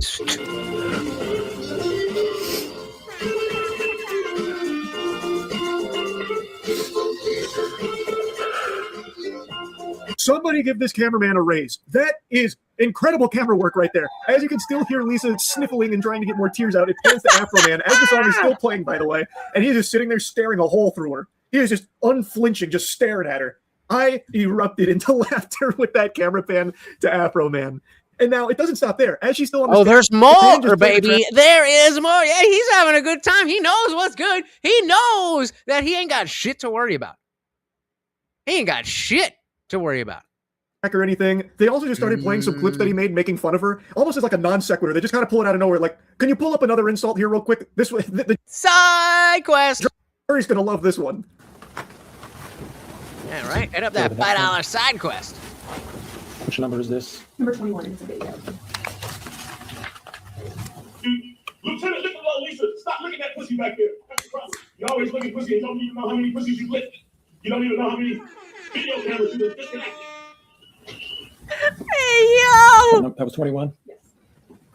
Okay, now do 22. Video when it was posted? Yes, sir. Let's go to the next one. Yes, next one, please. They got a whole folder here to go through. They got her posted up there like it's a Comedy Central roast. They don't even like go in there and really talk about it all that much. It's just, did you see this one when it was posted? Yes, Your Honor. Did you make sure to leave it a like and a thumbs up? Did you leave a comment as well for engagement? Okay, just checking. Speaking of which, if you are new here, please do hit that subscribe. I'm live every Monday, Wednesday, Friday, 8 p.m. Eastern, and sometimes whenever I feel like it, it's going to be fun like it always is. So make sure you hit that subscribe. And YouTube sucks with those notifications, so you may as well hit the bell so you never miss an Indian Jesus live party ever again. What am I gonna say? I forgot to pick up the 11-pound cake when I went to the grocery shopping earlier. Someone got me thinking about it so much. Hey, that's what DoorDash is for. As well for engagement. Okay, just checking. I'm gonna be honest. Like, I get why it's there, trying to show like he's insulting her a lot or like defaming her by making fun of her a lot. But like these are just short clips of him taking the piss. He has a right to do that. Like, all you're doing now is just showing a bunch of insults directly to the person being insulted and maybe making some people on the jury laugh. Like, truly incredible strategy, I've got to say. Again, all of this hoopla with the defamation lawsuit from the officers have done nothing but further humiliate the officers and put a bigger spotlight on it. Sean, you were Officer Pound Cake by Mr. Foreman? multiple times. You received hundreds of pound cakes at work from different people. Okay. And did we just hear what I thought we heard? Did he just complain about what I thought we heard? Hundreds of pound cakes by Mr. Foreman multiple times. You received officer pound cake by Mr. Foreman multiple times. You received hundreds of pound cakes at work. Received hundreds of pound cakes at work. Poor you. Oh, the pound cake. The pound cake. No. Hundreds. I know I got, well, maybe I am seeing if my human mods will do that, so I know whether or not to take away the wrenches and badges. From different people. Okay. And the context of that name comes from a music video that Mr. Foreman created, correct? I don't know where he got it at, but you'd have to ask him that question. Okay. Well, I'm going to play. Yes. Fucking yes. I thought it was in here, but I wasn't sure. And what's marked? Okay. Oh,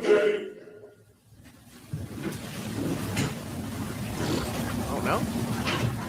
So, I thought, what? So you.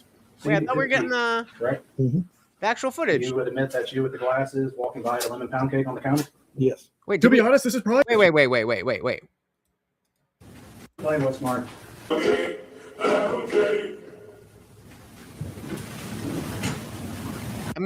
I'm gonna guess they skipped it. I'm very confused. I just wanted to see the picture of him. Stop it there. So you've seen Exhibit D, right? Mm-hmm. You would admit that you with the glasses walking by a lemon pound cake on the counter? Yes. To be honest, this is probably the best promo any artist could ever hope for. They played like. Let me just see. One of the things that. Nope.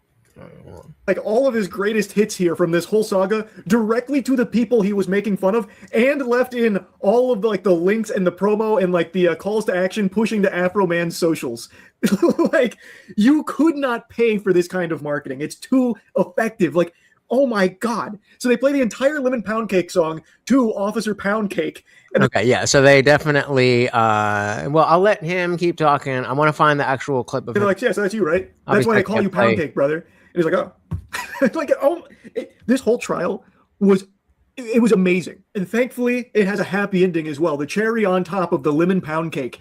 Afro Man won. The First Amendment won. There he is. Ooh, Pound Cake. In all circumstances, let's get that the jury part. finds in favor of the defendant. No plaintiff verdict prevailed. So the matter will be concluded with defense verdicts. All right. Thank you. Hopefully this just, with a fucking free speech trial, hopefully we're not going to get copyrighted for 10 seconds here. Mr. Klingler, thank you. God damn it. Just some lemon pound cake. Ooh, he's loving it. Pound cake. I definitely heard this song before, but I had no idea the depth of the lore of all of that. Let's just finish this up. Remember, guys, if you would like to after party, then head to the after party. The defendant, no plaintiff verdict prevailed. So the matter will be concluded with defense verdicts. Thank you, Mr. Klingler. Thank you, Mr. Osborne. Thank you to the court staff and the department for security in the building. And we'll go ahead and stand adjournment. You love to see that right there. So they were looking for a lot of money from this case, from what I can see online. Doesn't seem like they'll be getting a single penny. Nothing at all here except for... Did they argue that? He claimed that this name calling equated to assault on a police officer. Why, Lutch? Why don't you like cops? Further humiliation. What an incredible defamation case. Fucking Goof Troop here really came after him. Didn't work out. Those officers were really upset about the songs, and now... they got a lot more to be upset about, I think. I had to talk about this. This shit had me laughing hard today. So, anyway, That's really about it. Oh, your guy claimed that. Sorry, I was reading these out of order. I thought you were saying that they said that your guy, Sam said, I had a cop testify that I called him Officer Cockneck in court once. It's true. I did call him that. He was a belligerent asshole that rubbed me up and big veins were popping out his neck. Hence the name Officer Cockneck. He claimed this name calling equated to assault on a police officer. Didn't stick. The jury laughed about it. You got more laughs than lemon pound cake. I mean... Respect. Respect. We got like a second here. What do we got? Do we? This shit had me laughing hard today. So anyway, that's really about it. All right. My goodness. Thank you guys so very, very much for sticking with me, even though that lady didn't really give us what we wanted. But to bring it all together, we can see that we have a system. It's far from perfect, but it is what it is, and it's based off of what has always worked, and we're making incremental improvements as time goes on. You get people like the fucking chick that we were talking with, and she is under the impression that, well, I read a book once, so if, we just do this, then all policing will be fixed. That's not how that works. And on the other side, even though we just saw an example of cops overreaching, at the end of the day, the guardrails held steady. So let's give a big shout out to all of the donations. Arrow came in first. Actually, no, sorry. We had equality first. Equality and deference because vagina. Then Arrow came in. Adam with the big 10 holding that sponsor spot the whole goddamn time. But we had Jason as well. Adam again. Thank you, David. Thank you, Sam. And again, a member for 4 whole months. Guys, thank you so very, very much. I know that you could be spending your time doing anything else in the world, and yet here you are hanging out with me and the Overlord. Look at him. Had a fantastic time. We love hanging out with you guys. We love the conversation. And like I said, please join the Discord, especially if you're a member. It is free for everybody to join, but there's extras if you have members. We know that our boy Funkmaster General and Rocks too loves to drop those gifted memberships, so you might get some freebies just by being in there. And like I said, this isn't about just me trying to find some way to entertain you, to get some money, and to move on with my life. We are building something that I think is real. Maybe I'm wrong. I don't have a crystal ball, but I'm pretty goddamn sure that I have some good points. And the points that, maybe aren't as perfect, I'm going to find somebody who's like, oh, I'm going to set you right. And then I will take over the world. Okay, maybe not that far. But give me one person in the world on YouTube that is as into the chat as I am. Nobody. Number 1, guys. Thank you again so very, very much. Once again, we have the Overlord Morty, and I have been your host, Lutch. Oh wait, let's give a good. So again, I have the second skin on, so that's why it looks all wrinkly. How do we do this? But yeah, I think now that I see it, I think I do want a little bit more shading. I want it to be a little bit more obvious that it's Trump. And then I'll probably do some black and gray shading on the body, and then in the head, so that it's more clear, some yellow in the hair and some orange on the face. We got our little bowl here and our little lotus flower, and you guys picked it.